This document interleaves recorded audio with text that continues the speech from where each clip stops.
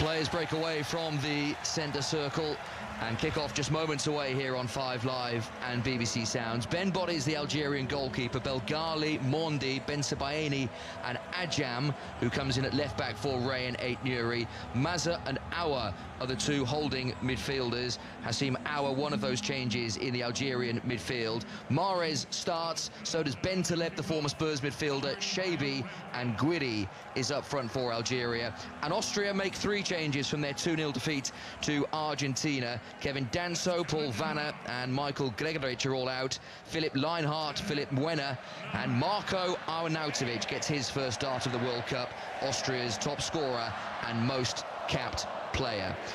Austria will get us underway. Red shirts, black shorts, red socks. They will be defending the goal away to our right-hand side. A very front-footed kickoff, which is not always the case. It's either gone backwards or launched into touch. And the first free kick of the game is given Austria's way as there's a foul in the centre of midfield. Austria, who started the tournament with a 3-1 win over Jordan, then lost 2-0 to Argentina. They were very much Lionel Messi'd that evening, but they will start certainly as favourites given the way they've operated in this tournament, and also how impressive Ralf Rangnick has been in the 4 years in charge of this Austrian team. Schlager is their goalkeeper. Posch, Linhardt, Alaba and Wenner make up the back 4. Schlager and Sewald, the 2 holders. Schmid, Konrad Laimer, who's playing more of an attacking midfielder rather than his usual full-back position, and Sabitzer with Arnautovic leading the line, winning cap number 136, Austria's top scorer, 48 goals. Only Erling Haaland betters his 8 goals in qualifying, the ex-Stoke and West Ham United striker. A minute played in Kansas. Algeria are all in white with the green numbers. First touch for Oussama Benbot in the Algerian goal. He goes long downfield. First touch for Lienhardt in the centre of the Austrian defence. Booted downfield by Posch. Sabitzer will put a little bit of pressure on the back line, and Algeria can move it out smoothly enough. That interesting team news change, Gabby. It's a big change, switching your goalkeeper for such a crucial group game, but Lucas Zidane has not always looked very sure. He's only 28, which in goalkeeping terms is quite young, playing his first major tournament. Algeria coming forward, far side the left, ball pulled back to Aouar, and now Maza has space on the angle of the penalty area, on one more to where Belgali waits infield. Mahrez gets a little touch on the ball, and Algeria just moving it around nicely on the angle of the penalty area until Sabitzer gets in the way. That's a big call in goal. It is massive in goal. Usually that's a position that you want to keep continuity, but as you mentioned, he has been very shaky, not really sure of himself, and it's a very important game, so you've got to make sure that you get that position right. But it is a massive call. That's not a position you tend to switch a lot. Oussama Benbot was a backup goalkeeper in last year's AFCON. He was the 3rd choice keeper, much to his disgust in that tournament, so actually after it he then retired, but he got a little bit of flattery from Vladimir Petkovic, the Algeria head coach, who got him back into the fold, and now he is playing his first World Cup game at the age of 31, the USM Alger goalkeeper. Arnautovic, left-hand side of the penalty area. First opportunity we get to see Arnautovic in this game. Sabitzer plays it against an Algeria right back, and that's out of play for an Austria throw, which they think about taking quickly. We'll head across to check out Jordan-Argentina, taking place in Dallas in a couple of moments' time, once we see the outcome of this Austria long throw. 0-0 with Algeria, 3 minutes in. Philip Venner is over it, couple of yards in from the corner flag, hurled into the front post area, a little flick on, and now Arnautovic was at the front post, so too was Java Schlager. It was smuggled behind, but the last touch was off a red shirt. So it's a goal kick to Algeria, 0-0, 3 minutes in. And so, how has Jordan-Argentina began? With you, Sahel Sahi. Yeah, we're just a couple of minutes in here, Chris, at the Dallas Stadium. It's Argentina 0, Jordan 0, party atmosphere around this cavernous stadium. 9 changes to the Argentinian team. The only players to remain from the team that beat Austria by 2-0 is Emi Martinez and Lautaro Martinez. As for Jordan, they're just here to enjoy themselves, really. They're out of the competition. Messi, by the way, is on the bench. I think he'll come on to play in the second half. Argentina 0, Jordan 0. Thank you, Sahel. Yes, I'm sure there are many in Dallas. They're a little bit disappointed to see Lionel Messi only on the bench. Yeah, I mean, he's one of the players that you buy the ticket to just watch him. So yeah, I think he's on the bench for a reason, to get some rest because of his age, obviously, and to save him for the next game. But I'm sure he'll get some sort of cameo.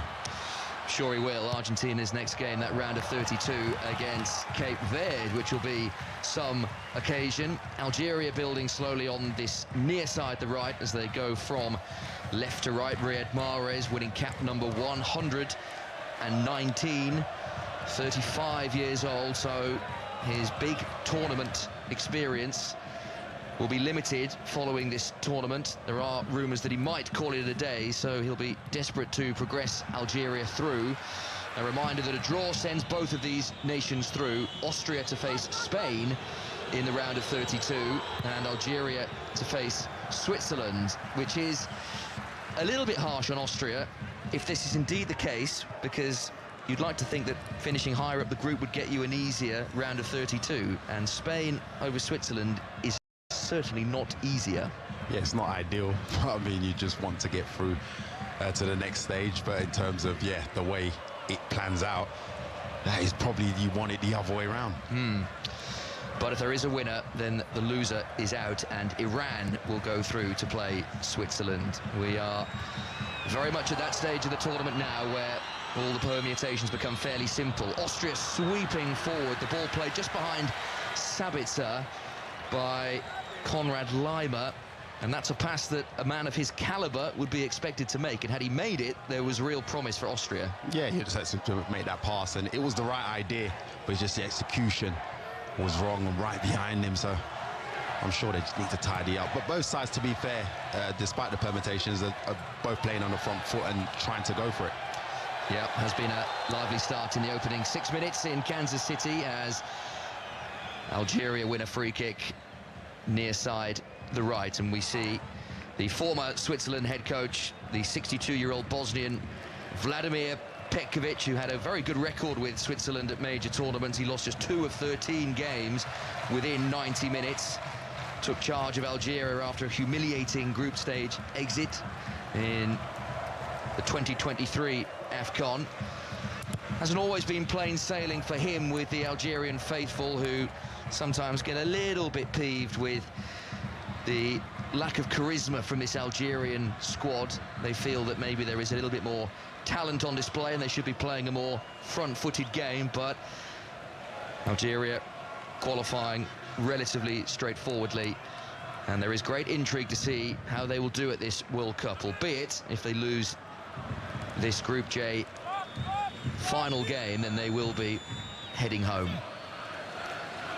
Austria throw, level with the edge of the Algeria penalty area, 0-0 in Kansas City. And Arnautovic gets ahead to it, taken off the toes of Laimer, and then the left foot shot from range was really well hit by Java Schlager, the defensive midfielder. But it was always rising, got a little bit too much on it, and it's out of play for an Algeria goal kick, 0-0. Yeah, it was always rising, but again, good hold-up play in terms of Arnautovic being the focal point, just nodded it down to Java, who striked it. But I mean, he was always leaning back and always going over, but again, it's front-footed play from Austria. Algeria downfield, but Austria win it back. They do play a very entertaining brand of football. Ralf Rangnick, very much famed for a high-pressing game. And here come Austria again. Sabitz is on the left of the penalty area, and his ball in blocked almost at source by Belgali. And Austria have this throw, left wing position. Yeah, they are putting a lot of pressure on. I mean, in terms of technical ability, probably Algeria played a more tippy-tappy football, I would say, but front-footed football, and with that high press, Austria looking more dangerous in the early stages.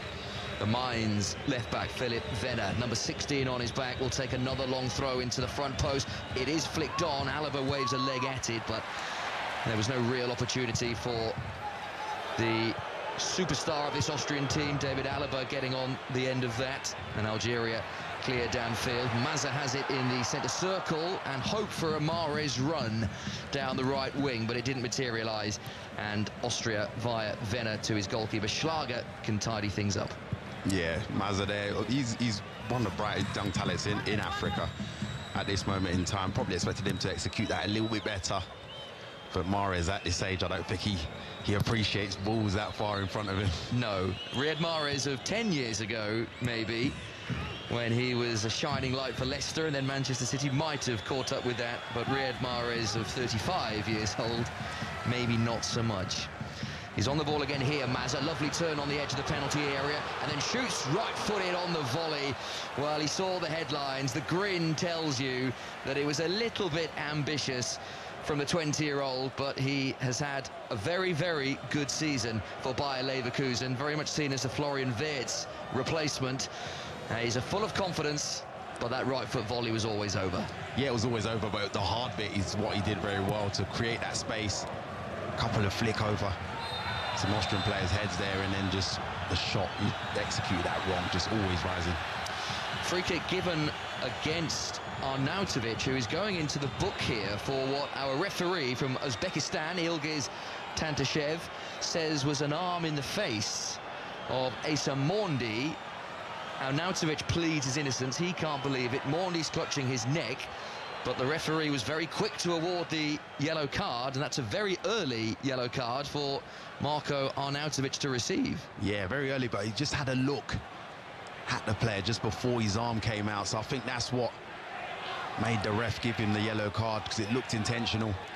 But now he's not a player that runs the channels as much as well. His age, he tries to be the focal point and hold things up instead of running the channels, and there he's just trying to protect the ball, but his arm did certainly hit the face of the player. And at 37, this will almost certainly be Marko Arnautovic's final World Cup. Not in danger of missing the next game. From an Austria perspective, Stefan Posch is on a yellow card, so is Marcel Sabitzer and Konrad Laimer, all three starting. If they were to pick up another yellow card, then they would miss the round of 32 game, which at the moment is Spain in Los Angeles, and for Algeria there's only one of their entire squad on a yellow card, and he's sitting on the bench, and that is the midfielder Ramiz Zarouki. Play yet to get back underway because treatment is still being administered to Asa Mondi, who will be fine as he picks himself up at the base of the centre circle, which is a prime opportunity to check back in with Sahel, who's watching Jordan-Argentina. Argentina 0, Jordan 0, but Argentina did have the ball in the back of the Jordan net, and Lo Celso, remember him, who once turned out for Tottenham, but he was offside. He did finish it quite superbly. Messi-esque is on the bench, so Messi-less, beg your pardon, he's on the bench. Argentina 0, Jordan 0. And that is the score here between Algeria and Austria in Kansas City. But Austria have made the more eye-catching starts in their red shirts. Sabitzer now, space in the number 10 position. Belgali comes back at him and wins the ball. That was an excellent covering challenge from Belgali. Had he not made that, then Sabitzer had options left and right, and he could even have gone for goal himself. Yeah, it was an important interception, timed it to perfection, and in the, as you just mentioned, he's probably stopped a certain attack. Lovely footwork from Mazza just inside the Austrian half, and uses good strength to shove off David Alaba. Not many people can do that. He's a talent, isn't he? And he's the great hope of Algerian football. They christened him Mazzadonna. He had a great season for Bayer Leverkusen, 5 goals and 7 assists. He's only 20. We've only played 13 minutes, but you can see why there is great excitement around him. Yeah, he's got great technical ability, and not only that, he's very enthusiastic, gets his foot in there as well, with the work rate added with that quality, and it's rare you see Algerian players like that. You see your Riyad Mahrez, who on the ball are unbelievable, the fantastic touch, but him is quite industrious as well as adding that extra quality. Algeria bringing the ball out from the back with no great pace. The Borussia Dortmund centre-back Bensa Baini forward towards Guiri via the Mazza touch. But Austria are back in control of the ball, and Schlager, the goalkeeper, Alexander Schlager, plays it out to Linehardt for Austria to begin an attack of their own. This remarkable backdrop that the disgrace of Gijon looms over this game, and it was very much earmarked as one that could be a revenge mission for Algeria. And it's their first appearance at a World Cup since 1982, when they went into that final game back in the day where the final group games did not kick off simultaneously. So because of that, Algeria played the day before Austria and West Germany. And a little bit like this game here, both Austria and West Germany knew exactly what they required for both to go through, and that was West Germany not to win by more than 2 goals. They took the lead in the opening 10 minutes, and then, well, as the disgrace of Gijon title dictates, it was a little bit disgraceful because the game was played at walking pace, and it meant Algeria went home and there was nothing they could do. And after that, Gabby, FIFA changed the rules and then decided that games, quite rightly, should kick off simultaneously. But of course, that was back in the day when it was a level playing field in terms of 32 teams. We're now in this slightly unlevel playing field that Austria and Algeria know a draw sends both through because of third places going. Yeah, it's funny how that's worked out, but you just hope the teams play with integrity. And so far, certainly, both teams are, because it's been a very lively start to this game on 5 Live and BBC Sounds. Algeria 0, Austria 0, former DR Congo international Gabby Zakwani watching along and looking forward to Wednesday night, Gabby. England against DR Congo. That'll be based on DR Congo's performance against the big teams. England will have to watch out. Yeah, they will. I mean, I think we've made a name for ourselves in this tournament, and Wednesday will be great. I mean, obviously, I live in England, so it will be just split on my part. But I mean, you know, I'll be hoping that DR Congo can cause an upset. I'll keep that quiet, but that is certainly something that I will do. That's okay. It's the sort of thing you can say at 3:15 on a Sunday morning. Algeria 0, Austria 0. This would send both sides through to the round of 32. Austria to play Spain in Los Angeles. That would be Thursday night at 8 o'clock UK time. And Algeria would go through to play Switzerland in Vancouver, and that would be Friday morning, 4 a.m. UK time. But if a goal was to go in, then that would obviously change the picture, and it would put whoever would lose this game out of the competition, and Iran would then qualify as one of the best third-place sides and would play Switzerland. Algeria keeping very safe possession in their back line. Ben Sabayeni. Mazza, though, gives it away. Arnautovic can take advantage of this, bursting through the centre circle with his blonde hair. Sabitzer runs offside, and that wasn't particularly useful from Marcel Sabitzer. Arnautovic hoped to play it to him, but Sabitzer charged offside. Yeah, it was a poor run, really. I mean, Arnautovic was running towards the back line. You'd expect the run to be wide to make it easier. Here come Austria again. Linehart's on the right of the penalty area, chipped towards Sabitzer on the edge and headed back into his own penalty area by Mahrez, but he knew there was a defender there, and he hacks it downfield, and Austria can start again. Yeah, I think that the tone of the game has been more Austria putting the pressure on Algeria, trying to slow the pace of the game down, but Austria really have the initiative. Until a wasted ball forward by Stefan Posch, who played it directly into the penalty area, but nobody there in red, and it's at the feet of Oussama Benbot in the Algeria goal. Austria back at a World Cup for the first time in 28 years, and they do have ambitions of going deep in this tournament. 4 years into the transformative tenure of Ralf Rangnick. It's not easy for a German coach to win over Austrians, but the public are fully invested. He's a serious coach. They have a clear plan. They were very entertaining in Euro 2024 when they put 3 past the Netherlands in the group stage, 3 past Poland, and then lost to a very exciting Turkey side. That was seen as a disappointment, but there's great hope they can at least make it through the group and then potentially even further, albeit they will run into Spain as things stand. And despite Austria's excellent work, they will be second favourites against Spain. No goals in Kansas, but a goal for Sahel Sahi in Dallas. Yeah, no Messi, no problem for Argentina. They lead in Jordan by 1-0 direct from a free kick just outside the penalty area. Lo Celso left-footed over the 5-man Jordan wall. quite immaculate finish from Lo Celso. Argentina 1, Jordan 0. Thank you, Sir Hale.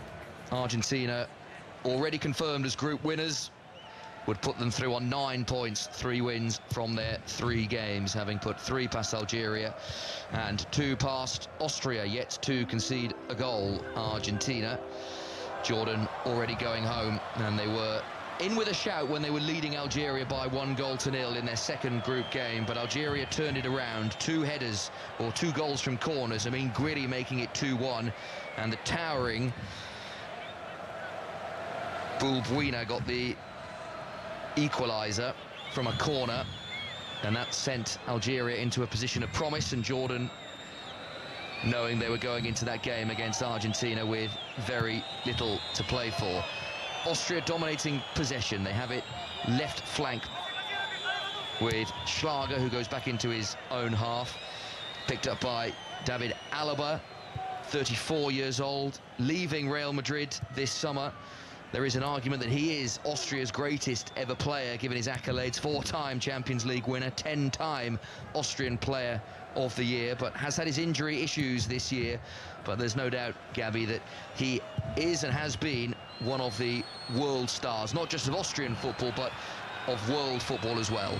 Yes, that's something they possess, you know, being Real Madrid captain as well, shows his leadership qualities, not just the quality on the ball and what he possesses as a player, but he also has that leadership, and I think I would say he's probably the greatest ever player just in terms of accolades alone.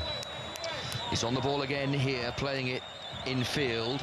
Java Schlager plays it back into the centre circle, and it goes all the way back to the other Schlager in this side, Alexander, the RB Salzburg goalkeeper, who was set to start at Euro 2024, injured a month before the tournament. Heartbreaking for him. Involved in a close battle with Patrick Pence, who's on the bench, the second choice Austrian goalkeeper. Ralf Rangnick saying before the tournament that it was close between the two of them, but Alexander Schlager getting the nod, played the opening 2 group games and is in the team tonight. Sabitzer's touch from Arnautovic's layoff. Now the ball flicked to the right-hand side. That was a clever ball from Schmid to bring Stefan Posch into the game.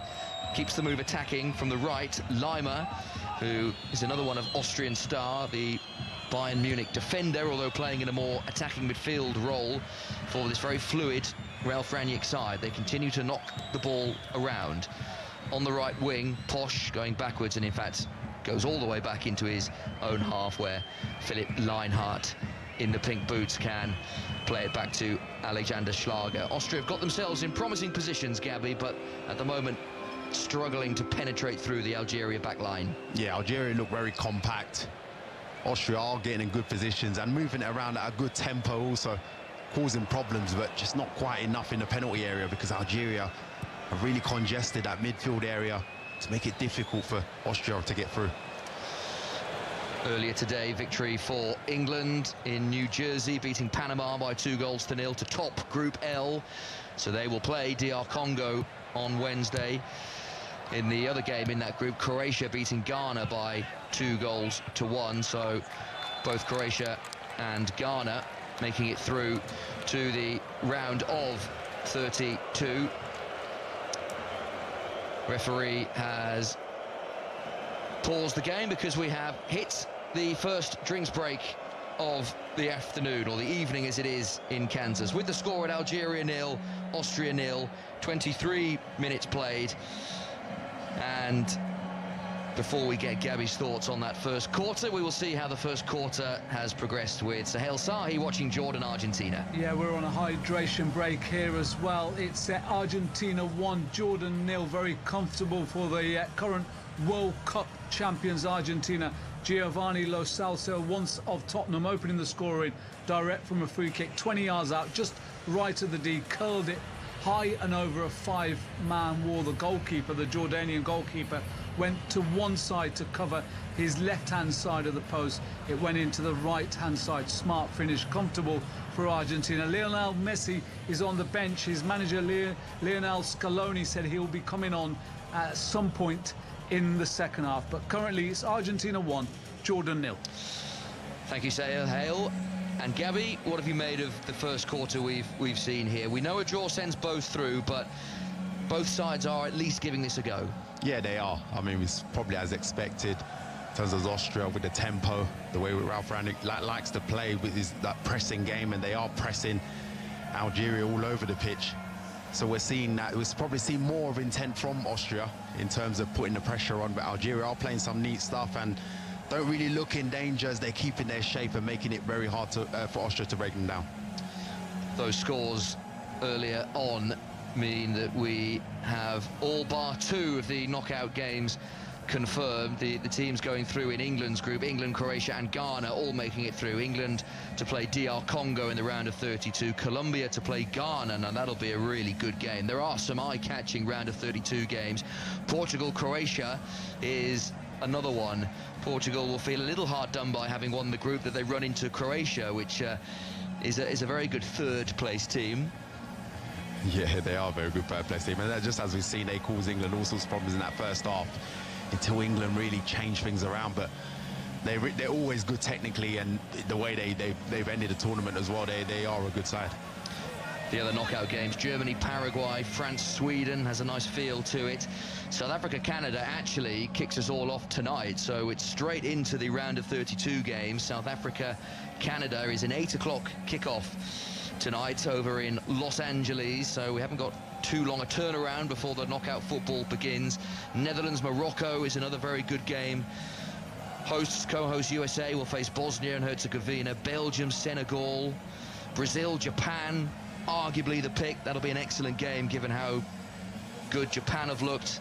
Ivory Coast will play Norway. Mexico, Ecuador is another one in Mexico City that will be very vibey, I suspect. Argentina, Cape Verde, Australia, Egypt.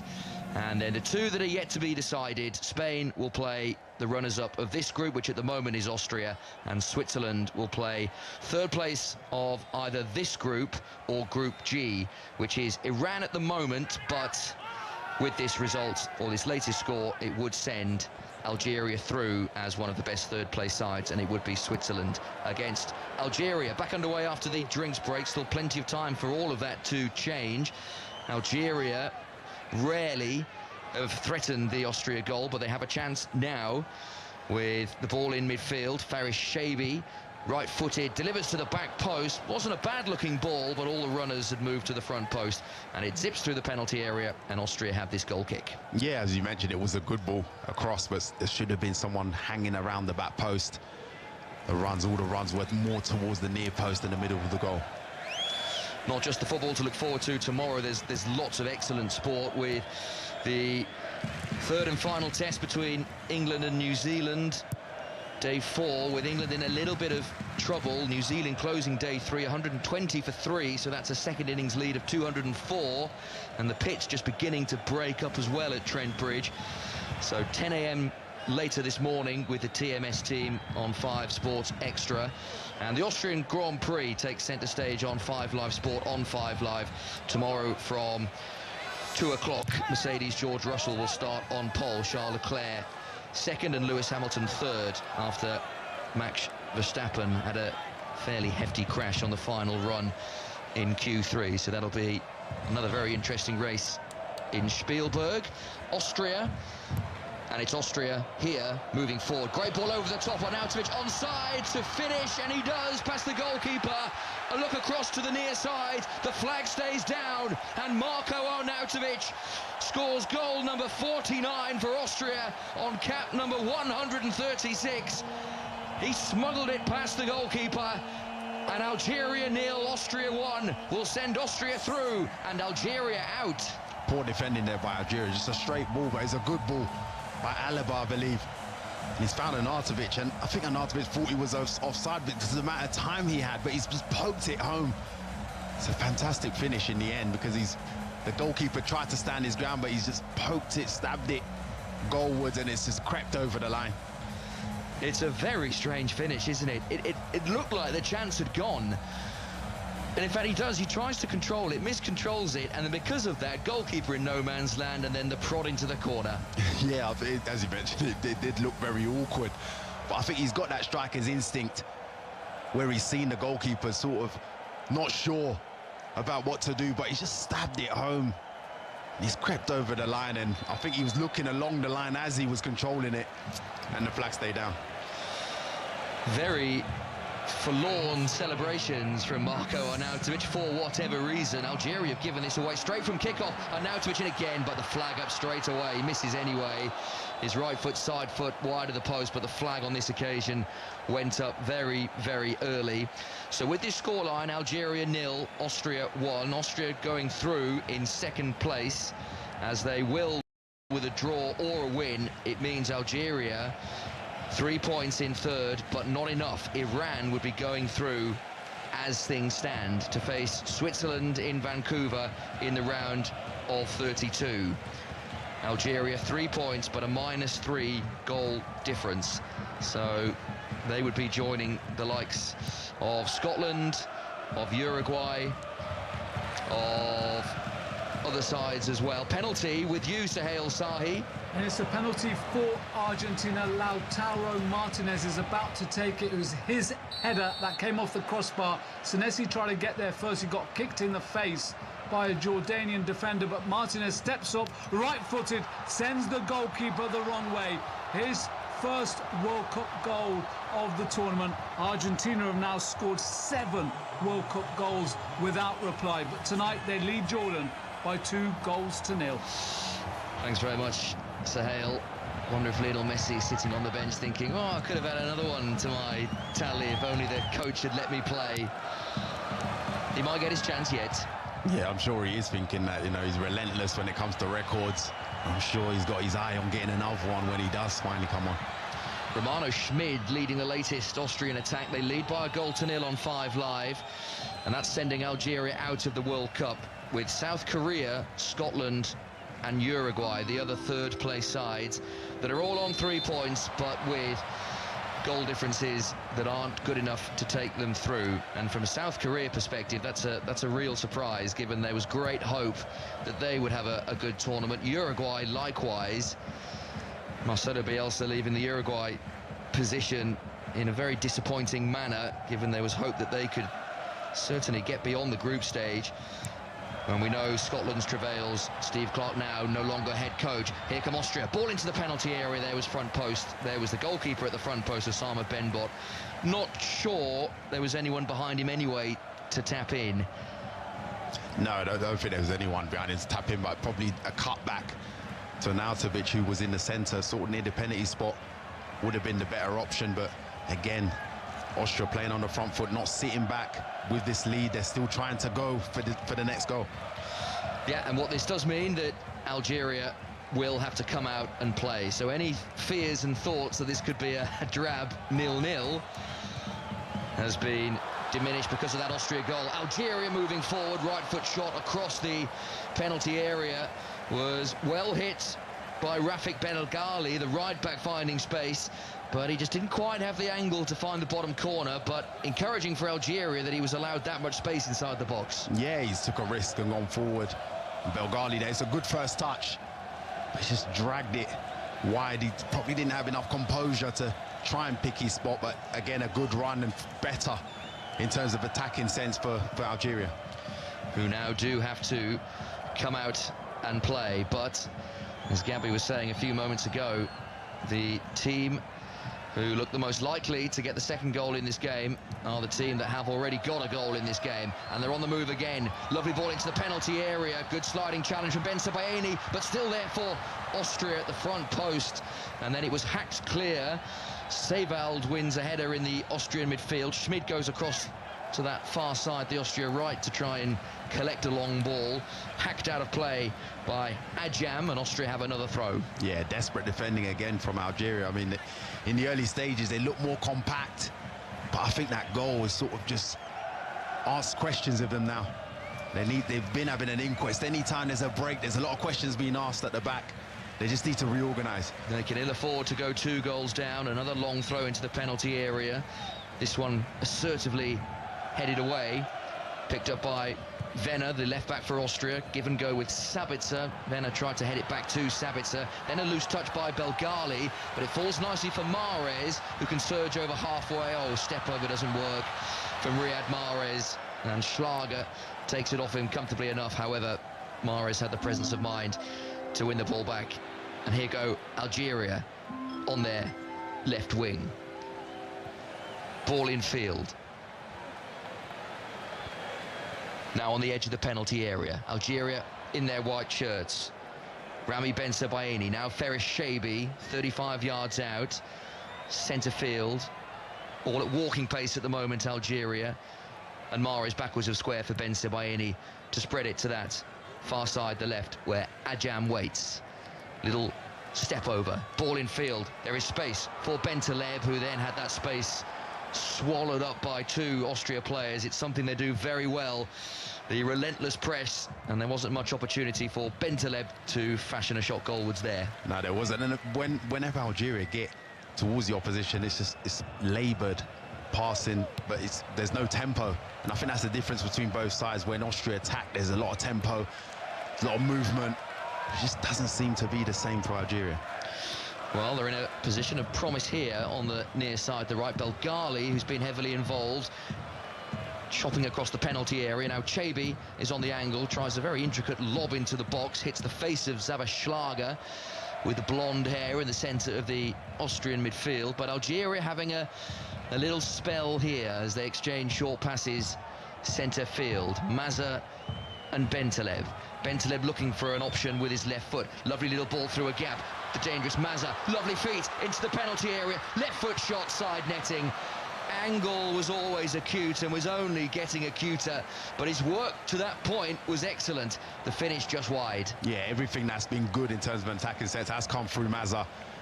And there again, he just wriggled his way through Austria's defence, and it's just the angle that was against him there. It's a good strike, but he just had no angle to aim at. Yeah, if Algeria are to get themselves back in this game, on current evidence with 9 minutes to play of the first half on 5 Live, the young Ibrahim Mazza will be heavily involved in whatever Algeria can conjure. They haven't really got their striker Amin Guiri into the game, the man who scored the winner against Jordan a few days ago. The goal which set up this game for Algeria, having lost to Argentina as Austria have. They needed that win against Jordan to keep them in contention. Venner on the left, good ball into the box, headed behind by a stooping Ajam, who wasn't really aware of what was around him. Maybe had space and time to control, but he wasn't willing to take that risk, and he nods it out of play for an Austria corner. Yeah, I think Ajam did the right thing there, because not knowing what's behind you and what's at stake, I think you go safety first. But it's a decent ball, and it asked questions of the Algeria defence. First corner of the evening, and it's an Austrian corner. They lead this game by 1-0. Good enough to take them through in second place to face Spain in the round of 32. It's a short corner, the little give and go. Alaba plays it bizarrely against the feet of Mahrez, and then the right foot swing will drop awkwardly almost under the goalkeeper, but he watched it all the way over and it hits the roof of the net. And Austria, whatever they were planning there, comes to very little, as we see a replay, Gabby, of Mazza. Great feet to get into a position to shoot. Yeah, fantastic. When he gets on that half turn and he starts running at the back line, because he has great balance, he seems to be causing all sorts of problems. He's on the ball again, offloaded to Guiri, enters the penalty area, left-hand side, angled to shoot with his right boot, and then tried the rather fancy back heel back to Guiri, but that was cleared by Austria, and Algeria have it in their back line once again. 38 minutes played. 5 Live also available via the BBC Sounds app. Algeria 0, Austria 1. Austria going through in second, Algeria eliminated, and this scoreline good enough for Iran, who will be going through to face Switzerland in the round of 32 in Vancouver. The only sequence of results that'll send Iran through is if there is a winner in this game. If it's a draw, then both Algeria and Austria go through. Here go Algeria, and there goes the ball straight through the penalty area. The crosses from that left have to be hit with a little bit better quality than that. Yeah, better quality, and the runs ain't been good runs. There's no one covering the back post, and that's the second time we've seen that. So they'll have to have a conversation about that, because that's 2 crosses that have been hit so deep with no runner in the back post. The voice of former DR Congo international, former Peterborough defender, Gabi Zakwani. I called you a midfielder for large parts of the game we did together, Colombia and DR Congo, and then you did say I did play once in defensive midfield, so technically it rings true. Yeah, no, I'll take midfield all day. Belgali playing at right back, but has spent a lot of time in right midfield. Now Mahrez, where he's dangerous, double step over, Mazza on the edge. Now Shabi on his left foot shoots and hits the post. Maybe a touch from the goalkeeper, but that's the closest Algeria have come. Ferris Shabi with a fine effort with his left foot that cannons off the post and to safety. Maybe even has set up an Austria counter-attack here. No, that's out of play. Austria throw, but Ferris Shabi with his left foot. That was a fierce drive, and we look forward to the replay to see whether Alexander Schlager got a touch on it. Yeah, fantastic strike. Good play by Mahrez to cut it back to Shabi. Once he got hold of it, got that yard, smashed it against the post. And that's probably the best bit of play in terms of an attacking sense that Algeria's managed to conjure so far. Yeah, they worked it well across the penalty area. There were a couple of opportunities to shoot. Bentaleb had a moment, but Shabi took it on and very nearly found Algeria an equaliser, which they need to progress through in this World Cup. Hesitant defending Belgali, and it allows Venner from left back to surge forward. Square pass, Schmid's on the edge, right foot ball in, beautifully hit towards Arnautovic. Venner on the rebound, doesn't get his right foot volley correct, and that drops out of play for an Algeria goal kick. And here comes that Shabi replay. Yeah, he's hit that beautifully. It's cannon off the post. I don't think goalkeeper got a touch on it. Looking at the slow motion replay, no, I think you're right. I think that hits the post flush, doesn't it? Yeah, it does. I mean, he got that bang on. It just came off the post, which is unlucky, but again, it will give them a little bit more confidence going forward and maybe let their shots off a little bit earlier, because they've been wasting possession in front of Austria. Ball out of play for an Algeria throw, halfway line, left wing as Algeria go from left to right. Very well supported Algeria in Kansas City in what looks a very healthy attendance, certainly looking at the pictures that we can see. Very few empty red seats on display and plenty of replica red and white shirts.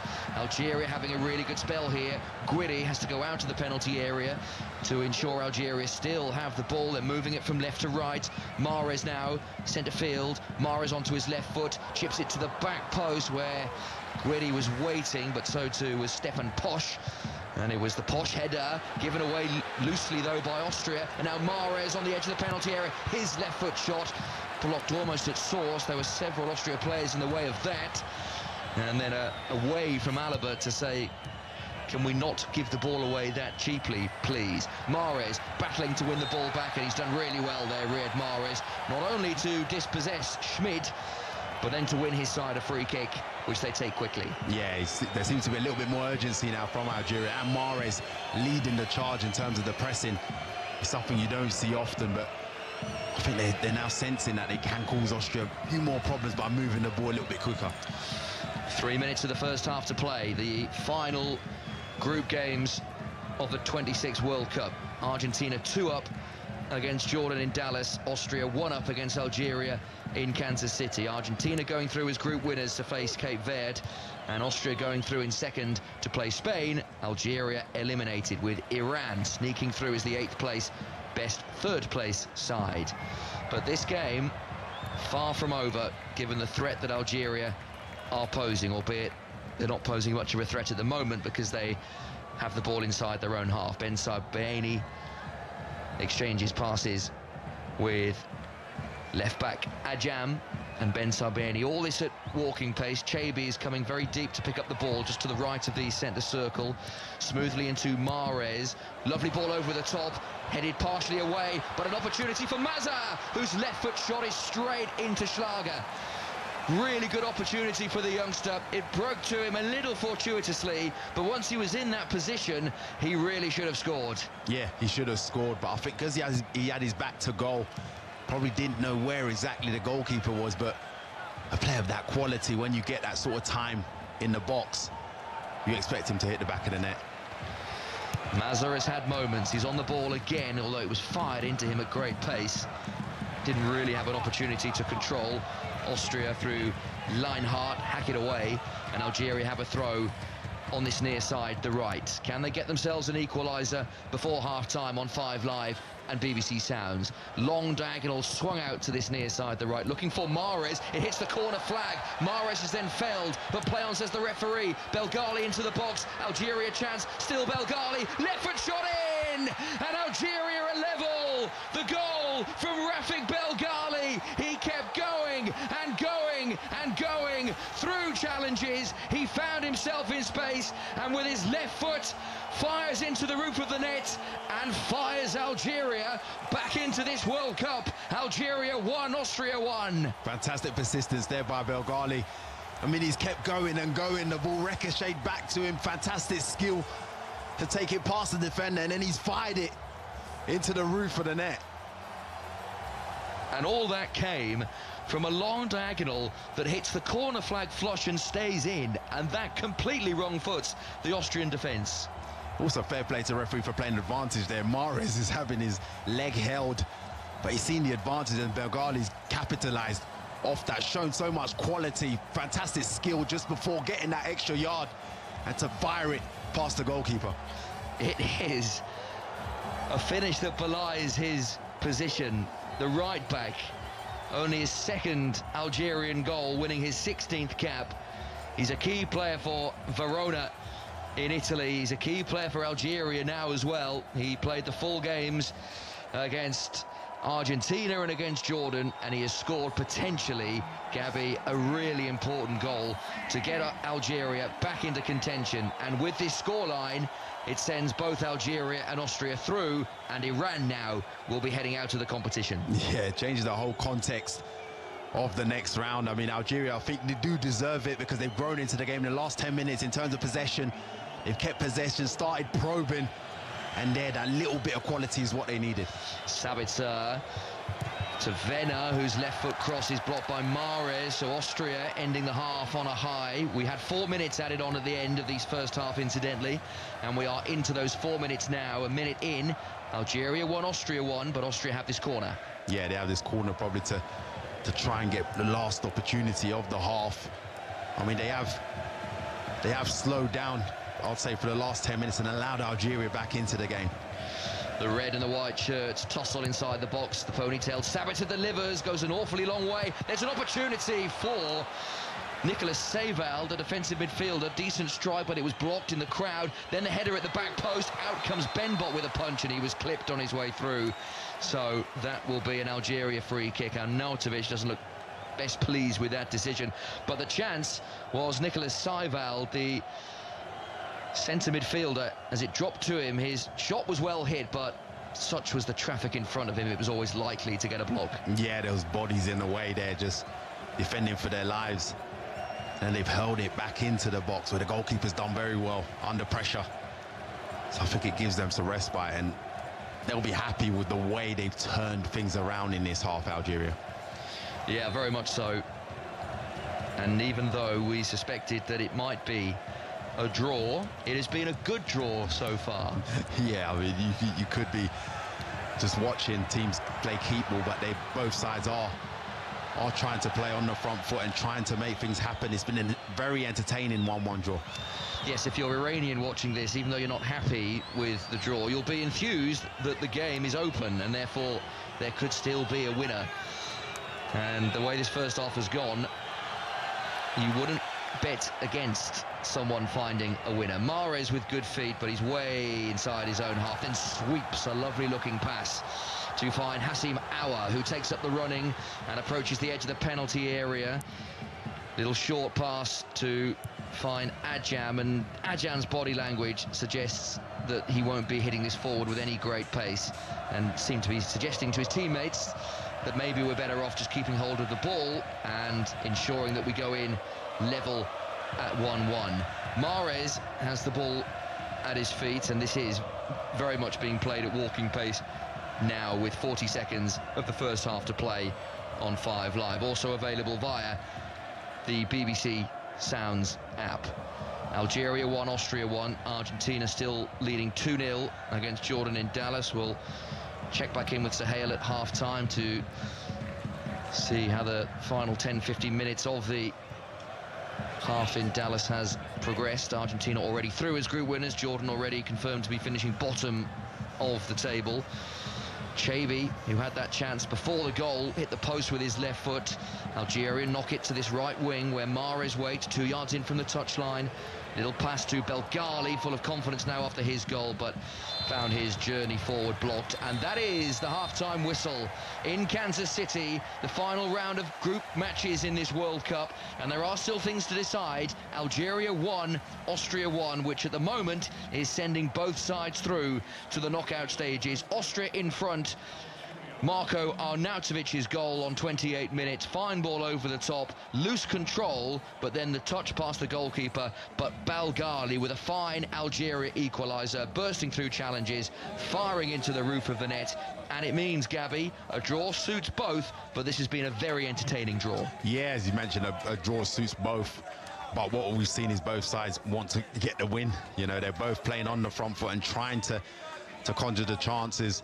But I think Austria did start the better side and Algeria grew into the game, so we're in for a very entertaining second half.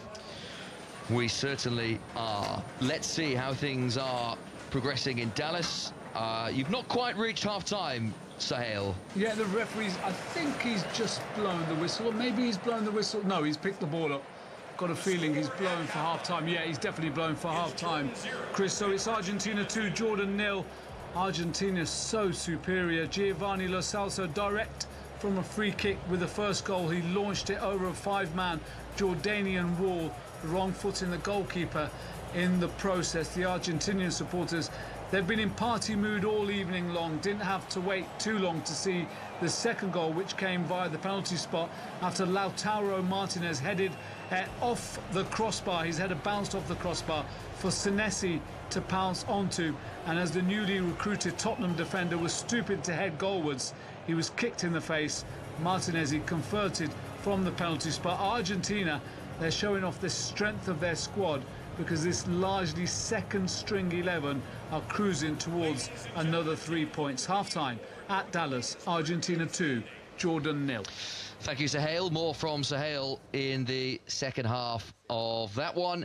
And we will have the second half of Algeria 1, Austria 1, which, Joel, is intriguingly poised. Yes, it's all coming down to this final game, and as you said, the Iranian fans waiting to see what happens in this so far draw between Austria and Algeria. Gabriel, before you grab a quick break, obviously you've, as a former DR Congo international, lots of English fans' attention now heading towards that side. I think you had a role, didn't you, in recruiting players for them. So who have you helped pick who England should now be concerned about for next Wednesday at 5 o'clock? No, I think England should be concerned about all the players, but the ones I did help to join the team is Wisa, who's the goal scorer, one of the goal scorers today. We have Twanzebe, Wan-Bissaka, and Noah Sadiki. They're the four, so they all played and they played a big part. Yeah, and we saw some real tenacity from that side in that game, and you know England weren't exactly on the finest of form against Panama, so this is not going to be an easy fixture by any means next Wednesday, is it? No, I don't think it is. I think it probably played a bit more defensively than we did today because we had to go for it. But I think England, as we've seen, struggle when teams set up to not lose, and that's probably will be the smartest way to go about it, and then try and hit them on the counter. So I think England have a lot to think about. Yeah, it'll be an interesting game. Thanks for your thoughts on that. I'll let you grab a quick drink. Back with you for the second half commentary as the permutations that have been troubling me with my lack of ability of maths over the past couple of days. We are closer to knowing the final 32 teams in the World Cup. More from the guys there, Chris, Gabriel and Sahil. In a bit, it's just coming up to 4 o'clock on 5 Live. The voice of the FIFA World Cup 2026. This is BBC Radio 5 Live. With Joel Mitchell. Yeah, these are news headlines this morning. The US military says it's launched a wave of strikes on Iran following a drone attack on an oil tanker in the Strait of Hormuz earlier in the week. The US says it targeted sites including surveillance infrastructure, air defences and drone storage. Shortly afterwards, Kuwait, which hosts US bases, said its air defences were confronting hostile missiles and drones. More than 1,400 people are now confirmed to have died in Venezuela following 2 earthquakes that struck on Wednesday. Many thousands more are still missing. Rescuers are struggling to reach people trapped under collapsed buildings amid signs of growing public frustration with the government's response there. And in the World Cup, England beat Panama 2-0 earlier to top their group, and Steve Clarke has resigned as Scotland head coach following their exit from the World Cup. The Scottish FA announced his departure in a statement just moments after Croatia's win over Ghana on Saturday, which sealed Scotland's fate. John Wilkinson has the rest of the sport for you this morning. Apologies, he doesn't, so let's bring you this instead. The voice of the FIFA World Cup 2026. This is BBC Radio 5 Live. Listen on BBC Sounds. Well, whilst John Wilkinson's probably having a lie down while the permutations are going on, we will, of course, remind you that 5 Live Breakfast with Rick Edwards is in LA for the duration of this tournament. So all the sport from the World Cup and, of course, Wimbledon starts on Monday. The cricket has been exciting over the past few days. So all that to come here on 5 Live in the next few hours. Throughout the World Cup, 5 Live Breakfast is coming to you live from the USA. I came all the way from Sweden to be part of this, and I don't regret it at all. Scotland fans have become part of the community in Boston. We flew in today from Calgary, spend the day in Vancouver, watch the game. Best day ever. Now we get down to the serious business of what is going to happen on the football pitch tonight. 5 Live Breakfast. Ask your smart speaker. Play BBC Radio 5 Live. Yeah, Rick on the way in a few hours' time here on 5 Live. So half-time then. In the final Group J games, Algeria and Austria are drawing, or Argentina 2-0 ahead of Jordan. Let's chat to sports journalist and 5 Live World Football phone-in regular James Young. I think you're in Mexico, James. Is that right? I am. I'm in Mexico City. Lovely, lovely stuff. But watching from afar, I mean, you know, we always knew that these permutations and the way that we're deciding the third place ranking was always going to be interesting. And Algeria and Austria are giving us an interesting match for this final one, aren't they, James? They are. I mean, it's an interesting one in terms of who's going to progress, because most of the draw in terms of the knockout rounds themselves are actually sorted. So this is the last game before we hit the knockout stages, and it's interesting really because most World Cups there's normally a few days break, but when we're straight into it tomorrow with Canada and South Africa, so there really isn't any time at all for a break.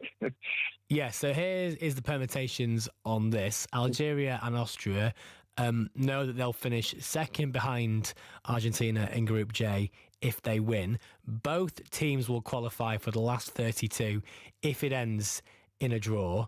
But if there's a winner in the match, Iran sneak through and the loser goes home. So, you know, we were set for a boring match, James, but it's actually been far from that. Austria struck first and Algeria managed to catch up. Yeah, and again, it's two teams on the surface of it that you wouldn't necessarily watch compared to, you know, Colombia versus Portugal, which I watched in a bar full of Colombian people. Was an exciting game of football, but it was an 0-0 draw, and I think most neutrals would prefer maybe that game on paper. But this is shown that actually the smaller teams are just as entertaining. Yeah, I mean, that kind of Colombia game, you really felt for that Colombian side. They were pushing Portugal most of the way, and then it was a late decision that went against them. Yeah, I mean, they just don't have a really good striker. That's the problem. If they had someone like a Harry Kane up front, they probably would have got over the line. But they're still a really good team. Just slightly older squad, which is a slight problem. You know, you've got players like James Rodriguez, and I was surprised he played for so long today because he was taken off in 75 minutes, and Colombia already qualified. So I would have dropped him. And you're in Mexico. I've got my big sheets trying to work out what the next game will be where you are. What will it be? Be a Mexico game, won't it, actually? Yeah, it will be Mexico's first knockout game, which will be in a few days' time. Against Ecuador. Against Ecuador, which will be tasty. Well, James, I'm jealous. I will let you crack on. Thanks for your time. James Young there, World Football phone-in regular. Not the best line, but hey, he is in Mexico, so what can you expect? And rubbing it into us here in the UK. But we'll head back for second half commentary of that in the next few minutes. But yes, England topped Group L after a 2-0 win over Panama in New Jersey earlier. They are doing what they set out to do, to win this group. They've got sight set further on in this tournament. But the job is done, this match is won, and they've topped the group. And hey, listen, a very good night for Harry Kane, who is now in the history books. A new record for Harry Kane. World Cup goal number 11. And now he's at the top of the tree. No Englishman has scored as many goals as that at World Cup tournaments. And these fans were watching in New York. So my first thoughts are, right, does it excite me? No. Do I enjoy it? No. But it's job done. We're through the group stage. We've topped the group. It's as simple as that. All eyes on Wednesday now, so happy with where we are. We're a little bit fragile defensively, a couple of injuries there, so on the full-back side of things, but happy with where we're going, and fingers crossed the draw falls our way for the knockouts. It was a horrible first half, I'm going to be brutally honest. It was very reciprocant of the Ghana game, but then second half we came out, we gave it a little bit more energy, changed the subs, and then we scored 2 goals. It was so happy. I thought we were okay in the second half. I think we're going to win it. I don't care. I think we're going to win it. It's coming home. Yeah. First half was like a bit ropey, 0-0 at half-time, but second half, like 10-15 minute spell. It's all you need really to win a game like that, and it was, yeah, from then on it just plain sailing. That was all you need, top the group, into the knockouts. Good side of the draw, hopefully bring it home. Football's hopefully coming home. Honestly, it was a ticking time bomb. I knew it was going to happen eventually. Kane always scores, so... A win's a win. At this stage, that's what you need, a win. A win is a win. Some England fans there in New York giving us a sense of the reaction. They're lucky for them to be there. We heard from Thomas Tuchel, the England manager. He spoke to John Murray a bit earlier here on 5 Live. Thomas, first objective achieved. What was your message when you spoke to the players at I suppose you've completed the first phase of the tournament? Yes, achieved. We got all our goals, 7 points ahead of the group. I know we can all, me included, get carried away with our expectations towards ourselves and how we want to achieve all our goals, but we're not alone on the football pitch, and we have to just accept and respect the quality on the other side. We found a way to win. We have another deserved win. It is a moment this evening and tonight to enjoy this moment. The next game comes quick and fast, the next preparation and the next expectation from us to win the next knockout round comes by itself. So now is a moment to enjoy it. We want to come back here in 3 weeks and need to get better and need to find another gear, and we will.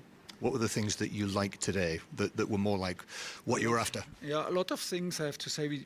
A lot of things, I think it's more maybe a coach's game to watch from the sideline than a game to enjoy on TV. I don't know, but I think from the sideline you see the energy that is needed to break a team down like that, the energy that the team brought, invested in runs and invested in the duels to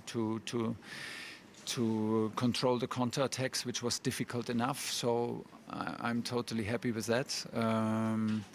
We had a bit too many ball losses in the first half, where we're not careful enough. We need to take care of that because it just leaves us exposed. So our management of these ball losses can be better. Even in the very end of the match, when we tried to score the third and the fourth one, we left our defenders alone with a lot of space. So we can do better, but overall I think it needs a lot to win these matches in this environment, and the positive is clearly there. You saw it in the end, the connection with the fans, everyone is happy. Thomas Tuchel speaking to John Murray a bit earlier. So Wednesday, 5 p.m. is the new date and time.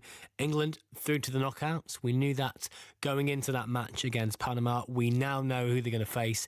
Democratic Republic of Congo, a side who came back from behind earlier to beat Uzbekistan 3-1 in the end. Just one half of a group game still to play. Argentina definitely through. They topped Group J. Jordan definitely going home, but it's still to play for between Algeria and Austria.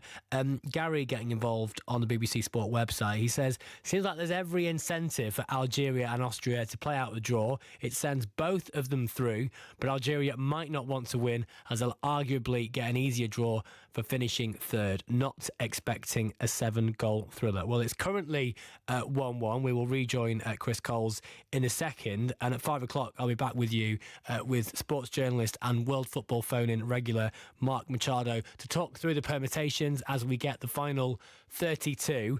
Here is as it stands then. If there's a loser, the loser goes out and Iran stay in. A draw, both sides go through, Algeria and Austria. Iran is out. Algeria will play Switzerland if they draw. If they win, they'd have to play Spain. Austria can only play Spain if they go through. Chris Coles, a lot to get your head round. Well, let's rejoin you now for second half commentary. It's all yours. Expertly described, Joel. You've very much done my job for me there. Thank you very much indeed. Yeah, as Joel says, this could be an interesting second half because Algeria 1, Austria 1 does send both through, and Algeria face Switzerland, Austria face Spain. So, Gabi Zakwani, former DR Congo international, watching alongside. There isn't huge onus on Algeria to go and find this winner. Yes, they'd like it because it gives them comfort of definitely making it through, but also, with the greatest of respects to Switzerland, out of Spain and Switzerland, I think we know which side Algeria would rather face next.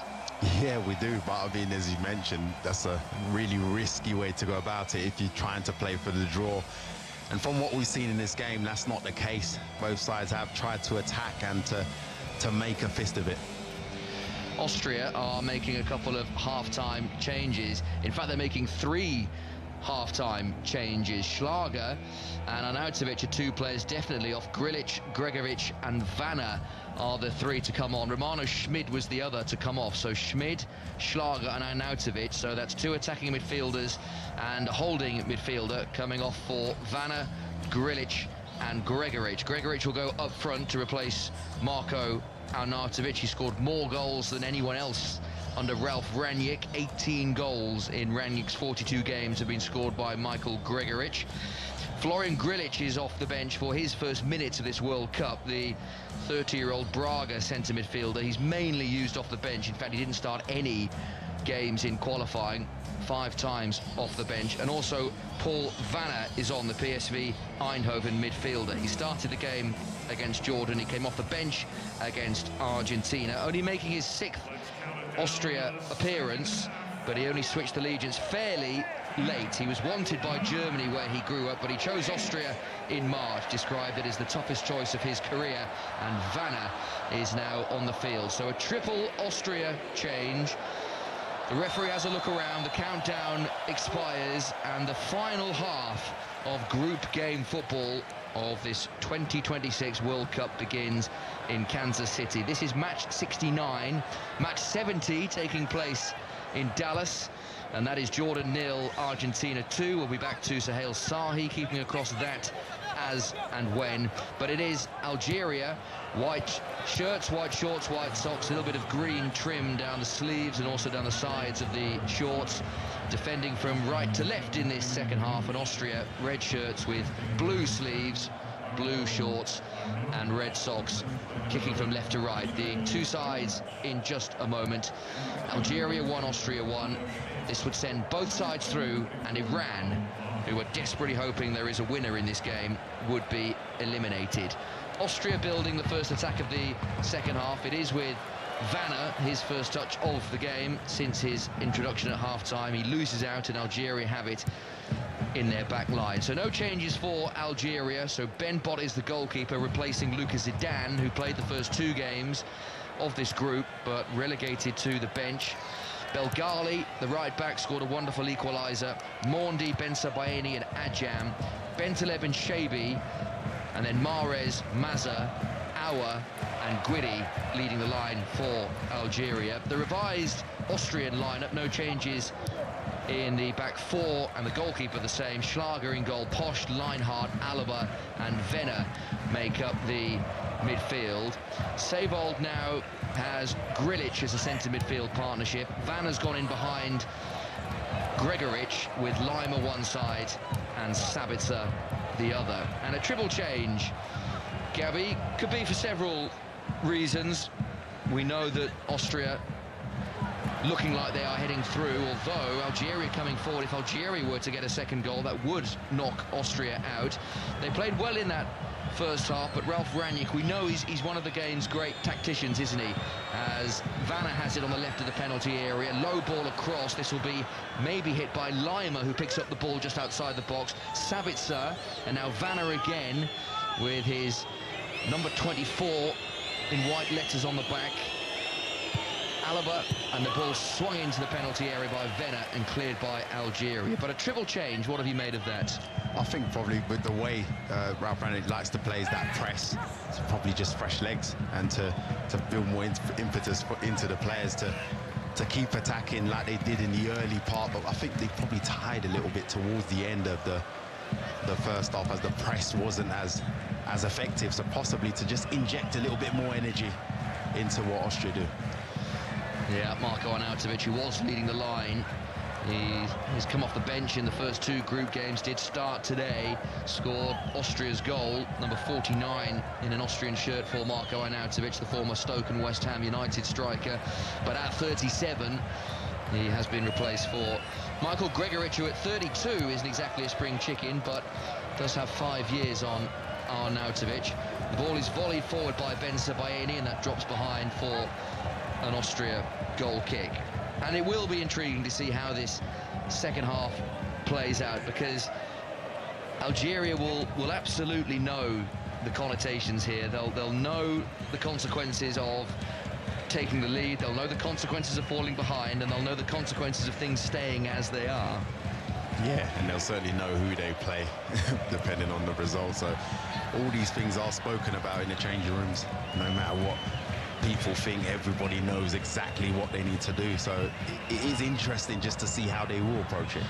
Austria go long, looking for the run of Venner, who'd made progress from left back, but it's over the Mainz full-back and out for an Algeria throw in their right-back position. And of course the danger is, not that I'm sure Algeria have it in their minds that, okay, if we get a winner here, then we're through to play Spain, and if we don't, it's Switzerland. But if you have that mentality and then Austria score in the 93rd minute, then that's all for nothing, because you're out the competition. Yeah, it's very dangerous to think like that. I think you go out to try and win the game, and whatever happens at the end to just confirm you're through into the next phase. And when you're in tournament football, you're going to meet a tough opponent regardless. You know, you're going to get somewhere where you meet a tough opponent. Then I think it would be quite naive to think they'll beat Switzerland, you know. So you just have to go for it and just make sure that you are in the next round, and I'm sure that's what their mindset is. 5 minutes into the second half, you're with BBC Radio 5 Live at the World Cup. All 70-odd matches, and it's staggering to think we are 70 matches in, and yet there's still another 34 to come after this, with the knockout stages beginning in a matter of hours. 8 o'clock tonight, South Africa, Canada from Los Angeles. That should have been, or maybe Canada will feel they should have been in Vancouver, but they lost their final group game, so they're playing in Los Angeles instead against one of these surprise packages in the knockout stages, South Africa, who beat South Korea in their final game, and that meant South Korea out and South Africa through. That's a poor pass towards Mondi, who rather gave up on that slightly earlier than maybe he should have done. Felt he could have got to that and kept it in play. As it is, it rolls out, and Austria have this throw in their left wing position. Yeah, the pass was misplaced, no doubt, but I think if he was on his toes and raced towards it, he could have kept that ball in play. Austria moving forward, topping their qualifying group. They finished 2 points ahead of Bosnia and Herzegovina. They won 6 of their 8 matches. They have been on this excellent 4-year cycle since Ralf Rangnick took charge, one of the game's great thinkers, one of the most progressive thinkers in football. Had such a good tournament with Austria in 24 that it led to a job offer from Bayern Munich, but he turned it down to stick with Austria, the man who made his name at RB Leipzig, where his ideas really did help shape the modern game in Germany. Spell at Manchester United didn't quite work out as caretaker, but that was during a very difficult time for Manchester United. And Austria have this throw in their right-back position, which they take quickly. Yeah, as you mentioned, Raul Rangnick is a very well-known figure in terms of revolutionising football across Europe. And this project with Austria has been incredible. The way he's changed their mentality, the way he's got them playing. They believe in themselves. Yeah, this is their 8th World Cup, their first since 1998, when they didn't make it out of a group containing Italy, Chile and Cameroon. 3rd place back in 1954 in Switzerland, and they were beaten by West Germany, the eventual winners, 6-1 in the semi-final. The last 3 or 4 minutes has been spent with Algeria keeping the ball in their back line. It's not quite disgrace of Gijon level. There's a little bit more intensity than that as Shabi turns away from Gregoric in the centre circle. And now Ben Sabaini with his left foot, closed down by the imposing Michael Gregoric. He's certainly a different kind of player to Marko Arnautovic, albeit still very physical, just like the kind of presence that Marko Arnautovic has. But whilst Arnautovic is a physical presence, Gregoric looks even more imposing up front for Austria. Yeah, he does. He looks more of that focal point that will want runners off him. And he's staying very central. Arnautovic will go wide and try and link up. Mazza plays it across the penalty area, where Mahrez onto his left foot. Shabi with a right foot drive straight into the gloves of Schlager. Didn't quite connect with that as well as he would have liked. And in the end, that's quite a simple save for Alexander Schlager. Yeah, Shabi didn't quite catch that as well as he did the strike in the first half. That one was a little bit tame. Probably easier than the one in the first half. Yeah, it just opened up for him, didn't it, on the edge of the penalty area? Yeah, again, good work by Mahrez to just lay it off to him. Had more time than he thought as well. I think he could have easily had another touch, but he laid very beautifully to him. He had a lot of time to pick his spot. Certainly no signs that Algeria are going to settle for this 1-1 scoreline. That does send them through, sends Austria through as well, and eliminates Iran, who are hoping that there is a winner in this game. But the intensity of the second half is not quite as high as it was in the first half. It's a nice little shove by Lima, who plays it low into the penalty area, and the right foot shot driven home by Marcel Sabitzer. And Austria are back in front. A brilliant finish from Sabitzer, arriving late to fire into the corner. And Algeria behind and are heading out to the World Cup. Algeria 1, Austria 2. Fantastic cutback. But when it got to Sabitzer, he still had a lot to do. It's a fantastic strike, full of power. He just got straight into the back of the net. He had a lot of time to think about it, but he connected beautifully. Konrad Lima made it. Lovely ball across. And Sabitzer with a powerful drive into the top corner. Yeah, good play by Lima. I mean, he had a lot to do where you say he just laid it across for Sabitzer. But he had plenty of time to pick his spot, and he's hit that beautifully. There's a touch from the goalkeeper, but the power alone was too much for him to keep it out. And Marcel Sabitzer, who won his 100th cap in the game against Jordan, scores goal number 27 on cap number 101, the one-time Manchester United loanee. And that puts Algeria in jeopardy. They would be heading out with defeat, and Iran would be heading through to play Switzerland. We're still 35 minutes to play. And as Marcel Sabitzer was scoring, Suhail Sahi, Jordan were coming back into the game. It's now Argentina 1, Argentina 2, Jordan 1. Al Tamari with a goal across from the right-hand side. Tamari was goal hanging at the far post. He swept it home from 6 yards away. That's a real shock. Messi is about to come onto the pitch. I'll let you know when he does, Chris. But currently it's Argentina 2, Jordan 1. Thank you, Suhail. Well, that's what you need if you're Jordan, isn't it? Back in the game. Oh, we'll just bring on Lionel Messi. It doesn't get any easier. It doesn't, no. So 2-1 in both final games in Group J. Algeria 1, Austria 2. Austria going through in second.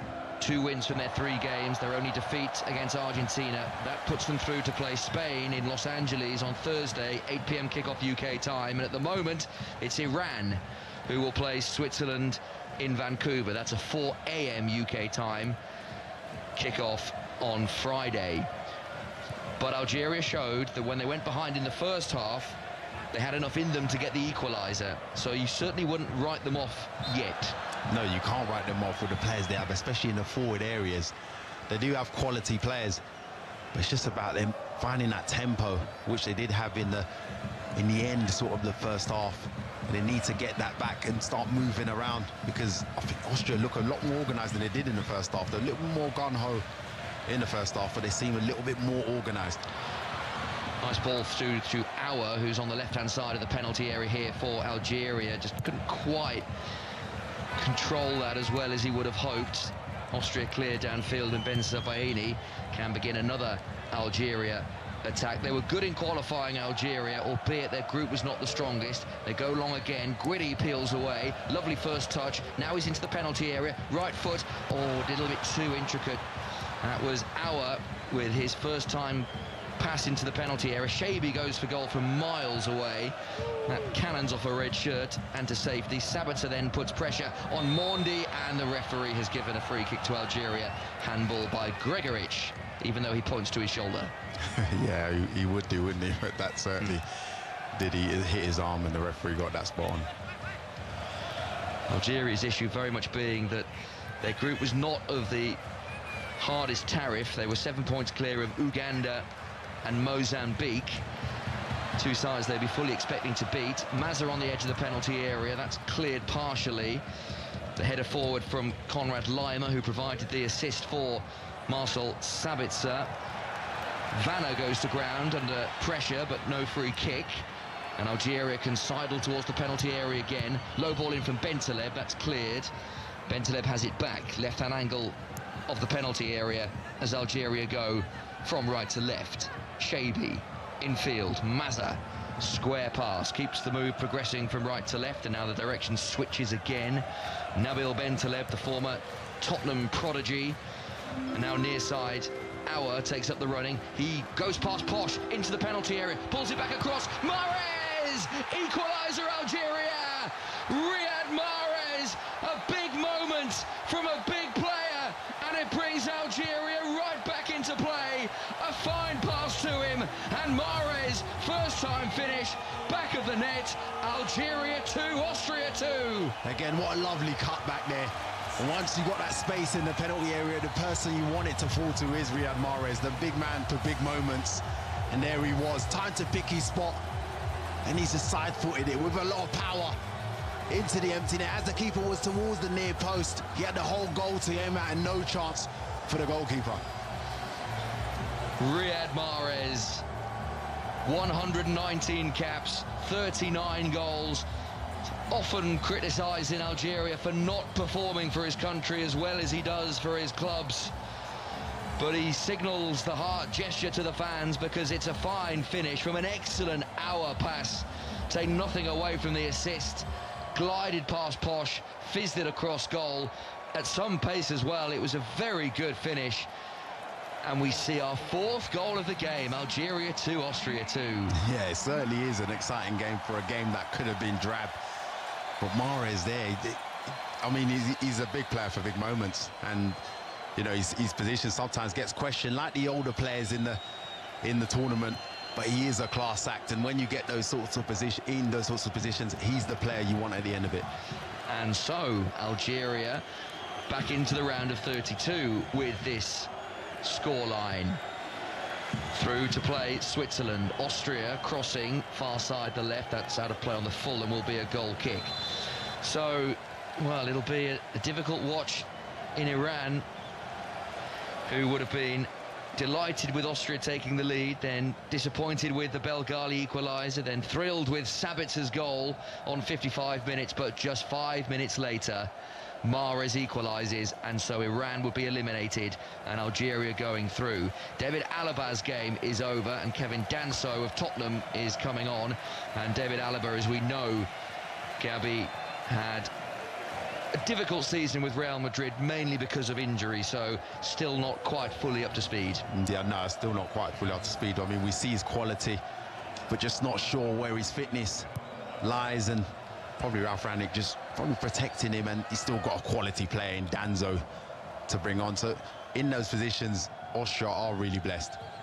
Just puts a little more pressure on Austria. Point is fine for them, and that would take them through in second behind Argentina to face Spain.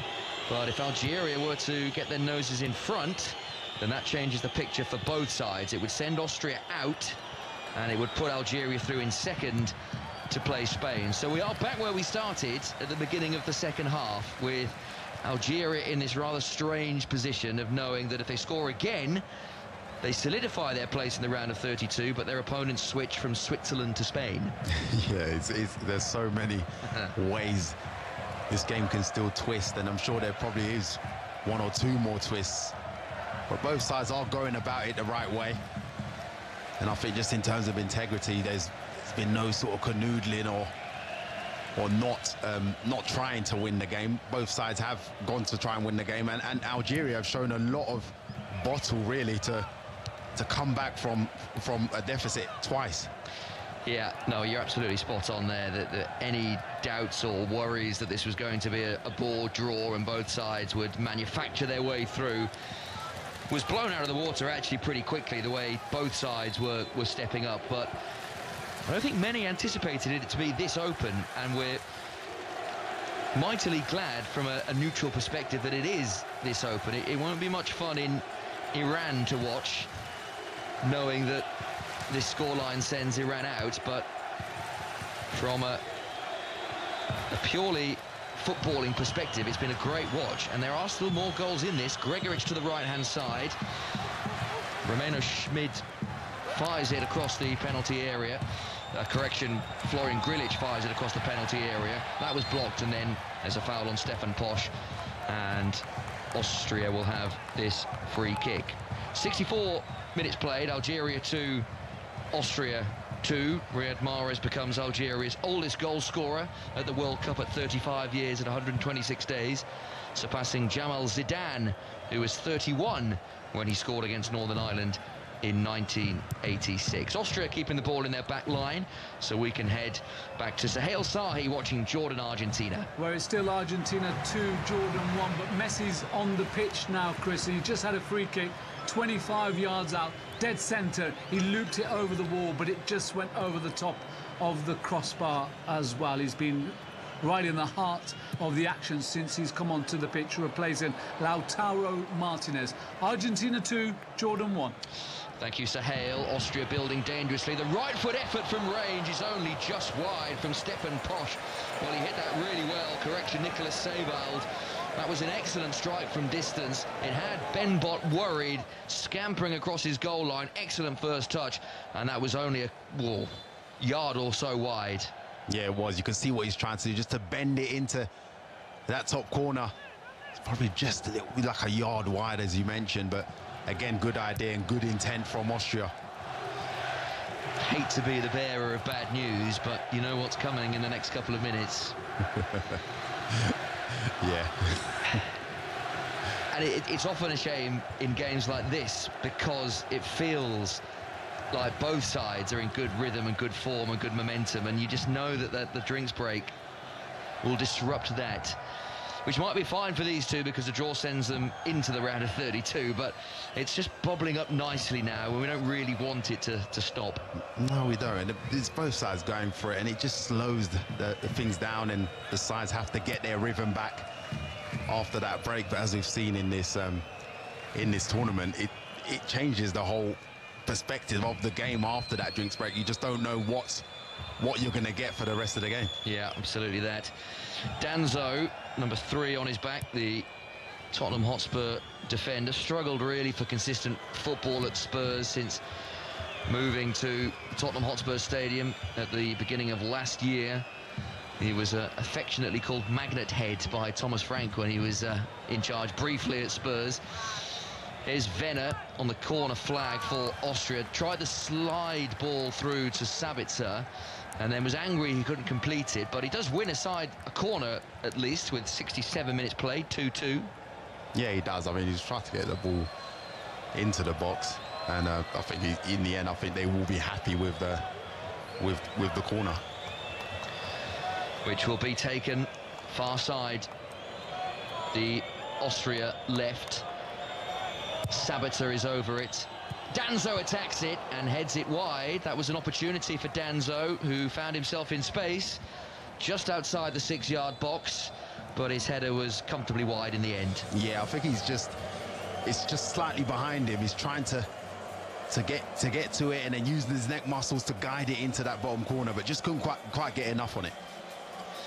And so the hydration break arrives in this second half with Algeria 2, Austria 2. It's been a really good game on 5 Live and BBC Sounds. Worries beforehand that this might be a dull 0-0, but it's been anything but.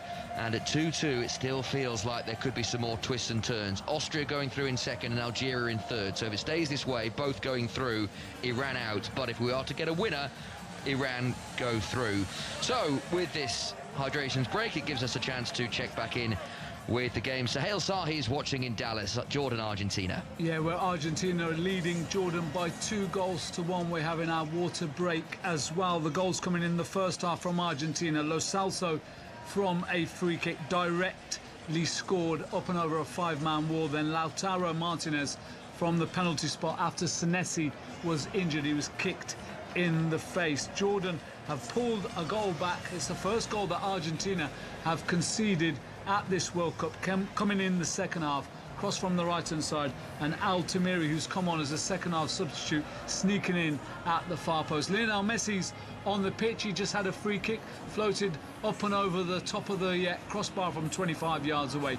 Currently Argentina 2, Jordan 1.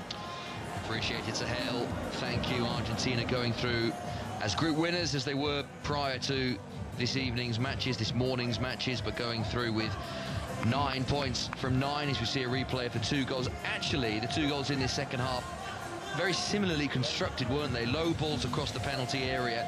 Sabitzer converting Lima's cross with his right foot into the corner, and then Mahrez doing similar with ours across the penalty box. Yeah, very similar. Both cutbacks, players arriving. The timing of the runs have been up to perfection, and they're arriving on it and then finding their spot. It's been a lot of quality in this game. Probably not as much tempo as in the first half, but the quality certainly on show. The knockout stages begin later. We are straight into knockout football. These the final group games of the 26 World Cup. But match 71 will be South Africa against Canada from Los Angeles. A game you can hear with us on BBC Radio 5 Live. Dion Dublin with Vicky Sparks in Los Angeles. 8 o'clock kickoff, South Africa against Canada. And plenty of sport to look forward to over the coming days and weeks, with day 4 of the third and final test at Trent Bridge between England and New Zealand. England in trouble, trailing 204 runs behind New Zealand, and New Zealand still with 7 wickets in hand, so they're very much on top. The TMS team back on 5 Sports Extra from 10. The Women's World Cup continues, the T20 World Cup, South Africa, Bangladesh from 10:30, then Australia, India from 2:30. Both on Sports Extra 2, the group stage of the Women's T20 World Cup coming to an end. The Austrian Grand Prix, so we're watching Austria in the World Cup, but the Austrian Grand Prix from Spielberg, 2 o'clock on 5 Live. George Russell on pole. Incredible lap he put in Q3 to get on pole, ahead of the 2 Ferraris, Charles Leclerc and Lewis Hamilton, who won in Barcelona a couple of weeks ago. And if that's not enough, Wimbledon starts tomorrow, Monday afternoon, and 5 Live coverage begins from 1 o'clock. And all the best coverage throughout the tournament will be available on BBC Sounds and on the BBC iPlayer. We're back underway. Algeria have made a triple change. Amin Guidi up front is replaced by Zinedine Belaid. Joanne Adjam for Ryan Aït-Nouri, so that's like for like at left back. And Rafik Belghali, who scored so superbly for Algeria in the first half, is off, and Samir Shurgai is on. That's a centre-back for a right-back. And Zinedine Belaid, Gabby, is a centre-back for a striker. So are we just seeing Algeria, the first signs of Vladimir Petkovic thinking, we'll have what we hold, or we hold what we have? That is certainly the first sign up. It's just be a little bit more solid, but they still carry that threat going forward in terms of the quality that they have. But I think he's trying to also protect what they currently have. First minutes for Samir Shurgai, the Paris FC centre-back, no-nonsense defender, so seemingly a very good person to have in this situation. Reine Nouri, we know all about, the former Wolves left-back, now at Manchester City, where he had a stop-start season, not helped by injury. And Zinedine Belaid, who played the final 4 minutes against Jordan, described as a reliable, if not unspectacular, centre-back. So a couple of hardy souls for Algeria as they look to see out this scoreline, which would send them through in third place and through to Vancouver for a meeting with Switzerland in the early hours UK time Friday morning. Austria to play Spain in Los Angeles Thursday night at 8. Both games, of course, live with us on BBC Radio 5 Live. And if Austria and Spain is the game, then that will be interesting. Mazza, edge of the Austria penalty area, play through. Auer, forced wide, now has to come out of the box in order to keep Algeria moving forward. Here is Ait Nouri's first touch. Nice dummy from Bentaleb. He was well aware that Ben Sebaini was behind him. Offloads and gets it back, does Ben Sebaini. Ait Nouri running at Posh, away from Posh, into the penalty area. Seyval gets back to him, and Seyval clips it downfield to clear, but Algeria setting up base camp in the Austria half, and even though they've made those defensive changes, they're still pushing forward. Yeah, they are pushing forward, keeping possession, being patient also. It's not working down one side, they switch it over to the other side. And a reminder that if Algeria were to get a third, then that puts Austria in trouble. They would slip down to third and would be out, because their goal difference would drop to -1. Iran's goal difference a level 0, so Austria would be heading out and Iran would be heading through to play Switzerland, Algeria through to play Spain. But that's not the case at the moment, with the score at 2-2, and Austria still have their threats. Sabitzer, score of Austria's second goal, just on the left edge of the Algeria penalty area, but now Austria slowing it down. Seywold offloads now all the way back into Austria's back line. The two centre-backs with a couple of touches, Leinhardt and Danso. Posh to Danso, and maybe Austria now also feeling that they'll take the 2-2, albeit we still have 15 minutes to play in Kansas City. Yeah, I'm sure there'll still be a twist, but both sides are a little bit more cautious now as we're getting into the sort of final moments of the second half. You're seeing the tempo slow down a little bit more possession from the back line. Algeria keeping their shape, protecting what they have, so it'll be interesting to see what happens in the closing stages. Yeah, this is where it does get interesting, with both sides knowing full well that this scoreline sends both through, and also knowing full well that one goal the other way would send them out. And therefore, it's this sort of style of game that we were anticipating from the off, and we're mightily relieved that we've not seen this sort of game. Austria, though, lose their way in midfield. Mahrez back in field. Mazza goes through the centre circle, and now Bentaleb on halfway. And now it's Algeria's turn to slow the play down.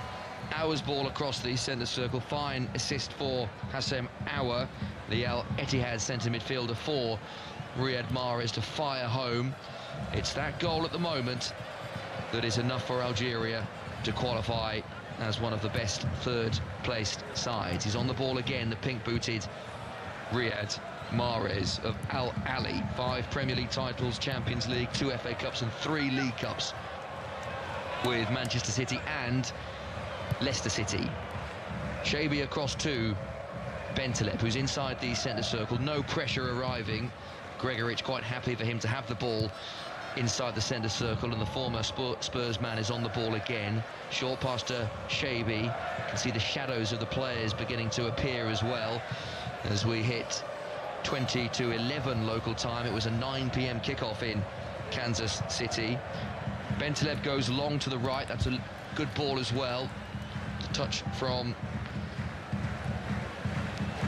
Belay just sends him slightly backwards, and Algeria from this vantage point, we have a view of the tactical cam as well, and we can see that Algeria almost playing with a back five now with three centre-halves. Yeah, certainly protecting what they have, and in possession they're in no hurry to go forward, playing very safe.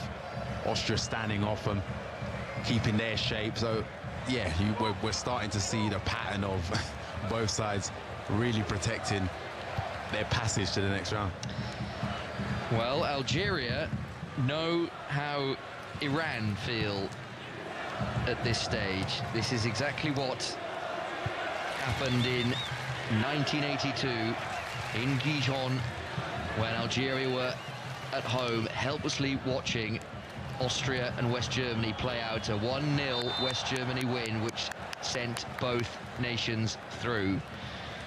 The rules were changed after that, final group games kicking off simultaneously, but because of this expanded 48-team World Cup, with this third-place side scenario going through the 8 best teams, then this sort of scenario, Gabby, unavoidable really, and it'll be interesting to see what happens after this, because yes, if you're Scotland, if you're Uruguay, if you're South Korea, if you're one of Algeria or Iran or even Austria, then the argument will be, well, look after your own business and get to 4 points. But still, if you are Scotland, then you probably have a case to say, well, if we knew that a 1-0 defeat to Brazil would send us through, but a 3-0 defeat would send us out, then we probably approach that game a little differently, and it's just pure bad luck that we've been drawn in the group that we have. Yeah, I think the aim is just avoid knowing exactly what you have to do, and it gives a case for sides that potentially have an argument like Scotland. So if they had the chance to know what they needed to do to get through, then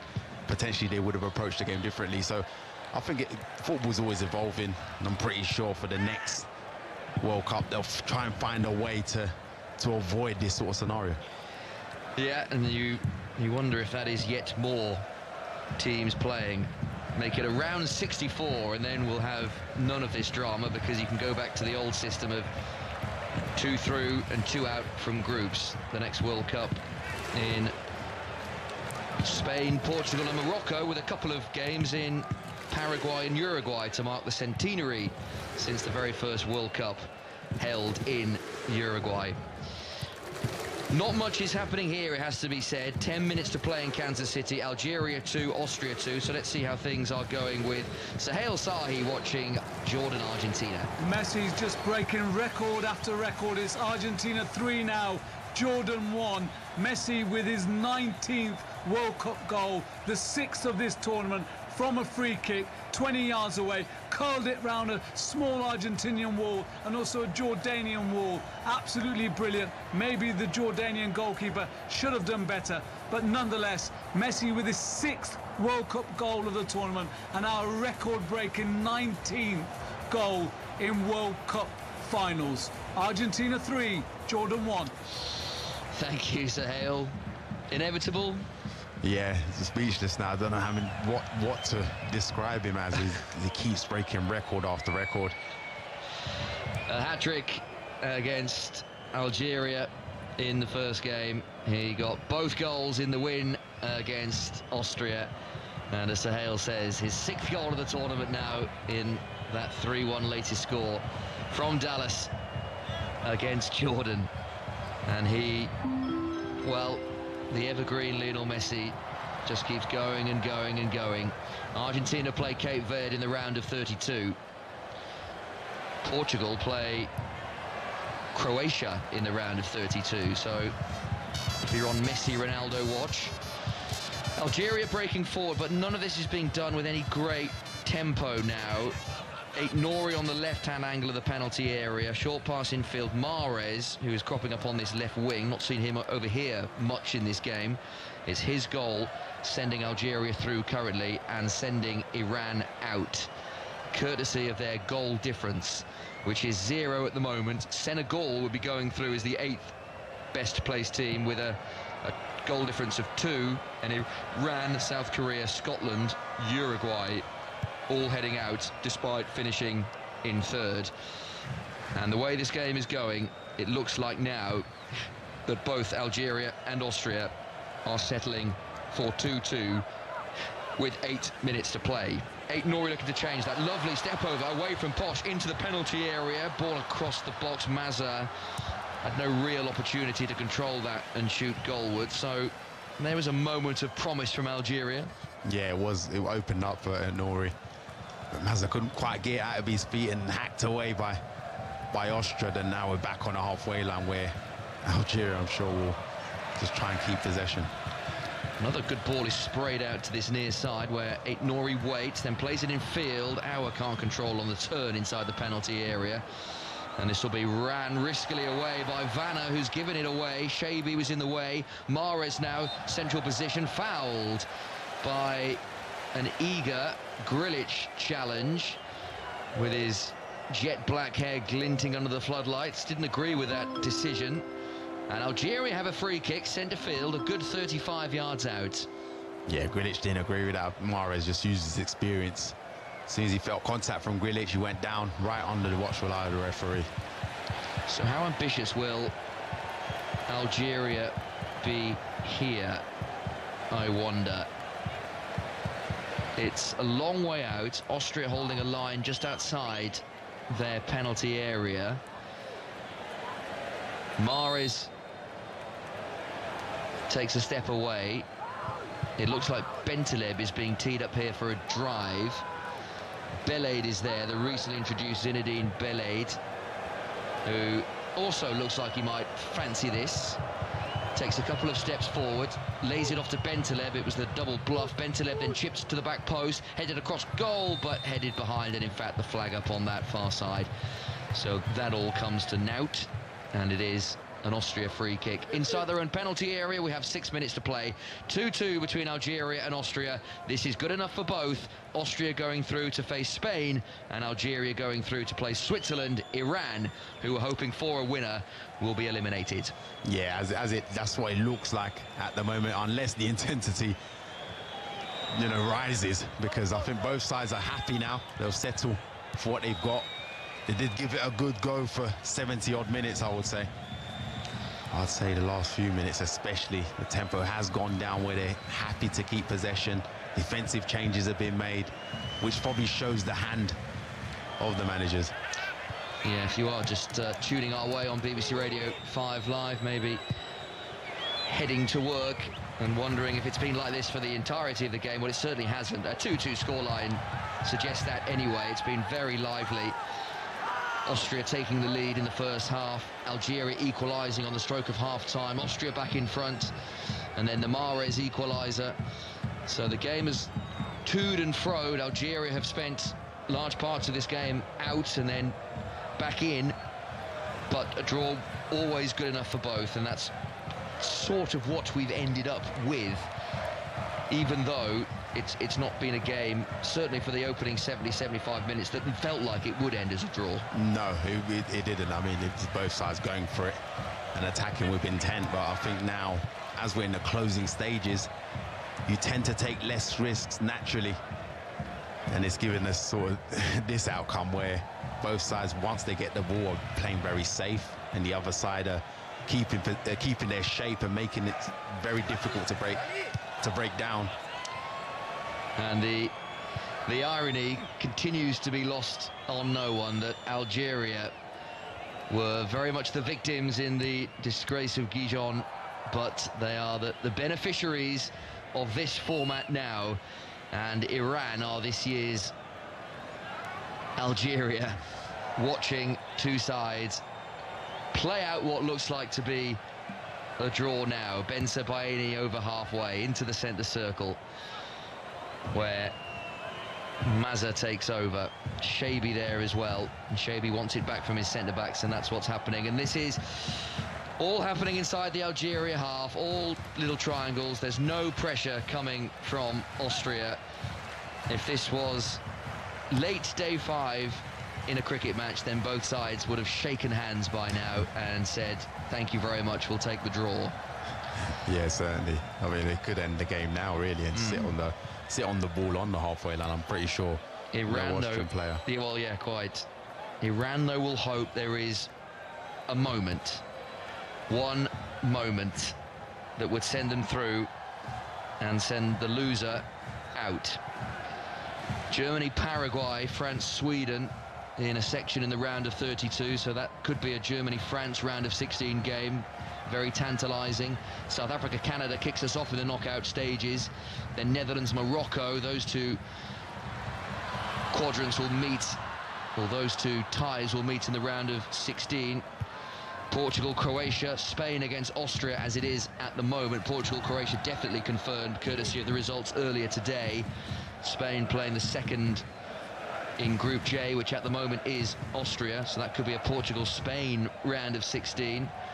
And after a couple of weeks of not really being able to plot brackets and plot teams, all of that is behind us now, and we have the clear knockout tree, and there are some big round of 32 games, and they could lead to some very entertaining round of 16, especially if it's a France, Germany, Portugal, Spain last 16. Of course, it could be Mexico, England in Mexico City, which will be an intriguing game. Could be Brazil, Norway, which would be very entertaining. So lots to look forward to. Yeah, it could be Mexico, Congo. It could be. Well, that's also true. I'm glad you've pointed that out, Gabby. Yes, it could be. It could be Ecuador, DR Congo. Exactly, yeah. So no, as you mentioned, there's a clear picture now in terms of the path to the final. It's really juicing up now, this World Cup. The bracket of the draw to be in, I think, is undoubtedly Argentina's. Argentina, Cape Verde, winner to play Australia or Egypt. And then the bottom half of that draw, Switzerland, Algeria, Colombia, Ghana. So the winner of Switzerland against Algeria, as it is, will play the winner of Colombia, Ghana. So Argentina look pretty well set for a quarter-final run, where they would run into maybe Colombia, but Switzerland will have their say. They'll all have their say, clearly, but Argentina favourites to make it through to the quarterfinals, and then probably the semi-finals, when they'd be in the Brazil-England bracket. And you can tell by us discussing this what is happening on the pitch, and that is very, very little. We're in the final minute now, but Gabby, I'm not sure the ball has gone beyond the centre third. I can't remember the last time it went into either penalty area. No, it's just been passed along near the halfway line, really, by the Algeria back line, just keeping it between them. No hurry from Austria at all, no press. Mahrez far side, the right. His goal looks like enough now to have sent Algeria through to the knockout stages. They've only progressed out of the group once. That was back in 2014. They lost to the eventual winners Germany in extra time in the last 16. It's their first appearance at a World Cup since 2014. And they will be heading through to play Switzerland, where they will certainly fancy their chances. What will the fourth official show us at the end of this game? Mahrez feigning some effort there. 4 minutes to add on at the end of this game. 4 minutes, we've seen 4 goals, Algeria 2, Austria 2, but all of the energy and the intensity has gone out of the game, and really it departed this game on 75 minutes. Both sides now playing for the draw that sends both through. And you do wonder what the fallout will be from this game, Gabby, especially in Iran, who will look and feel that this is, just like Algeria felt in 1982, a tad unfair that they couldn't replay their game knowing exactly what they needed. But this was always the danger of this format. There would potentially be games like this at the end of the group stages. And worth stressing again that the 70 minutes were great. We've seen 4 goals, but the last 20 has been a non-event. Yeah, you're right. And I mean, you can't really blame them when you know what you have to do. Would you take the risk?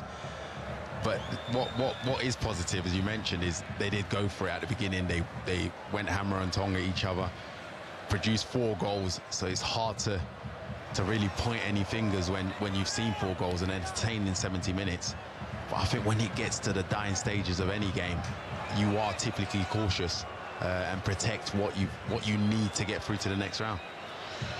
Indeed, and that is exactly what's happening here. There are a few jeers and whistles. I suspect more from the neutrals in this crowd. I'm sure Austrian fans and Algerian fans know exactly why what we're seeing is developing. Algeria are readying Faris Gujemis for his first minutes of the tournament, and they will be very small minutes because we've only got 2 minutes to play, and I'd actually be amazed if he gets on, because there is absolutely no pressure on the back line of Algeria. Bentaleb has played it to Belaid back to Bentaleb to Aouar, now Bentaleb. This is inside the centre circle.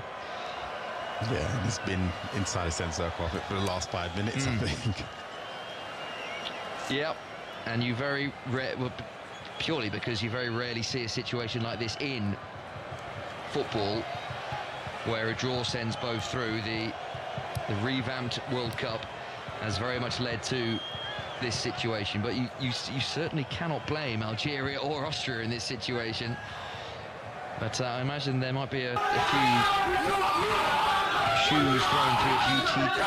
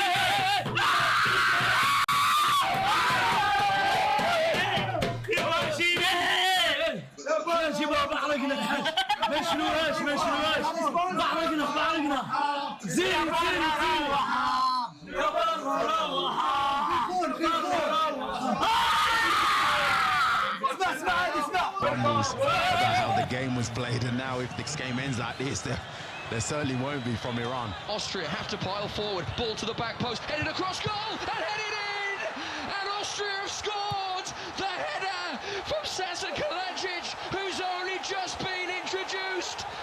And Austria are alive and well! A header into the corner! They were heading out 3 minutes ago, but now they're heading through, and Iran will be eliminated. What an extraordinary end to this game. Kalajic's header, Algeria 3, Austria 3. I can't believe what I'm witnessing. I mean, what Austria have just done is a fantastic ball to the back post. It's nodded back, and it's a good finish, it's a good header. Into the bottom corner. This game has come alive out of nowhere. Utter disbelief. It's a great header from Kalajic. It's a fine header back from Grigoric, and Kalajic, the former Wolves man, with a big header into the corner. Of course, for Algeria, it doesn't really matter. They were going through anyway at 3-2. They're still going through at 3-3 to play Switzerland. Austria had to score that goal, and now they're through. But we still have minutes to play. And spare a thought for Iran. The celebrations would have been wild after that Mahrez goal, because Iran were going through at 3-2 Algeria. But that equaliser for Austria means it's the Austrians going back through to play Spain and Algeria to play Switzerland. We've only just collected our thoughts. That is it. The Kaladzic header, the last moment of this extraordinary game in Kansas. And Sasha Kaladzic blows out his cheeks. And Austria somehow are through. They were through for 93 minutes of this game, but when Mahrez made it 3-2, they were heading out. But they rescued it with Kaladzic's header, and Iran, their moment, they must have thought their moment had arrived, taken away from them by that header from Kaladzic, and there is relief in Kansas City. Schlager and Sabitzer, a huge hug. Austria's World Cup was almost over, but Gabby, they rescue it right at the death. What an extraordinary end to that game. Unbelievable. I mean, absolutely speechless, because it looked like a game that would just peter out. But it just came alive in literally the last kicks of the game. And a lot of character from Austria to keep their composure and produce that brilliantly manufactured goal right at the end. I mean, for Iran, you've got to spare a thought for their fans. Yeah, they would have been watching, and I'm sure many would have turned off with the game being played at walking pace. And when Algeria scored, they were in business, but that Austria equaliser means, after all of that, Austria through in second. They will play Spain in the round of 32, and Algeria will play Switzerland. 3-3, it's finished here. Let's check in with Suhail Sahi, watching Jordan-Argentina. Has it finished with you, Suhail? It has, Chris. It finished Argentina 3, Jordan 1. The match started without Lionel Messi. He was rested, and Argentina raced into a 2-goal lead at half-time. Jordan and they halved the deficit before the introduction of the one player everyone inside the Dallas Stadium came to watch. Coming off the bench in the 60th minute, Messi had a sighter from 25 yards away. His free kick, it grazed the roof of the net, and then his next opportunity, this time 5 yards closer, he duly obliged and scored his 6th World Cup goal of the tournament, and in the process he set a new World Cup record of scoring in 7 consecutive World Cup matches. Jordan, they'll exit the tournament at the group stage, and they can hold their heads high, having scored in all 3 group games. Argentina move on though, full time. Argentina 3, Jordan 1. Thanks very much indeed, Suhail. So Argentina through as group winners, 3 wins from 3. They're through to play Cape Verde. Austria through in second, 4 points. Through to play Spain. Algeria also on 4 points, one of the best third-place sides, and they are through to play Switzerland in the round of 32. Algeria 3, Austria 3, and Joel, I don't know where to start with that one. A game that was billed as potentially being a bore draw had the most extraordinary of ends, and Austria have saved themselves. Chris, the amount of times that I have kicked the chair, the table in excitement. We were talking a few hours ago that this might have been a bit of a damp squid, because it was in their best interest maybe to have, frankly, a goalless draw, but it's felt a bit like cat and mouse for most of this game. One side gets ahead, the other pulls back. It certainly hasn't disappointed, but you have to feel for Iran, because they've had a good tournament. Yeah, and they would have hoped going into this game, watching Algeria-Austria, that they would have been a winner, and they would have been enthused by the opening 45 minutes, even though it was level at half-time. Both sides were going for it, and Iran knew that if there was a winner, then they would go through. And yet, the manner in which the game has ended, I'm sure many would have turned off Iranian supporters, because the game was gone. It was dead, because Algeria were just keeping the ball in their back line,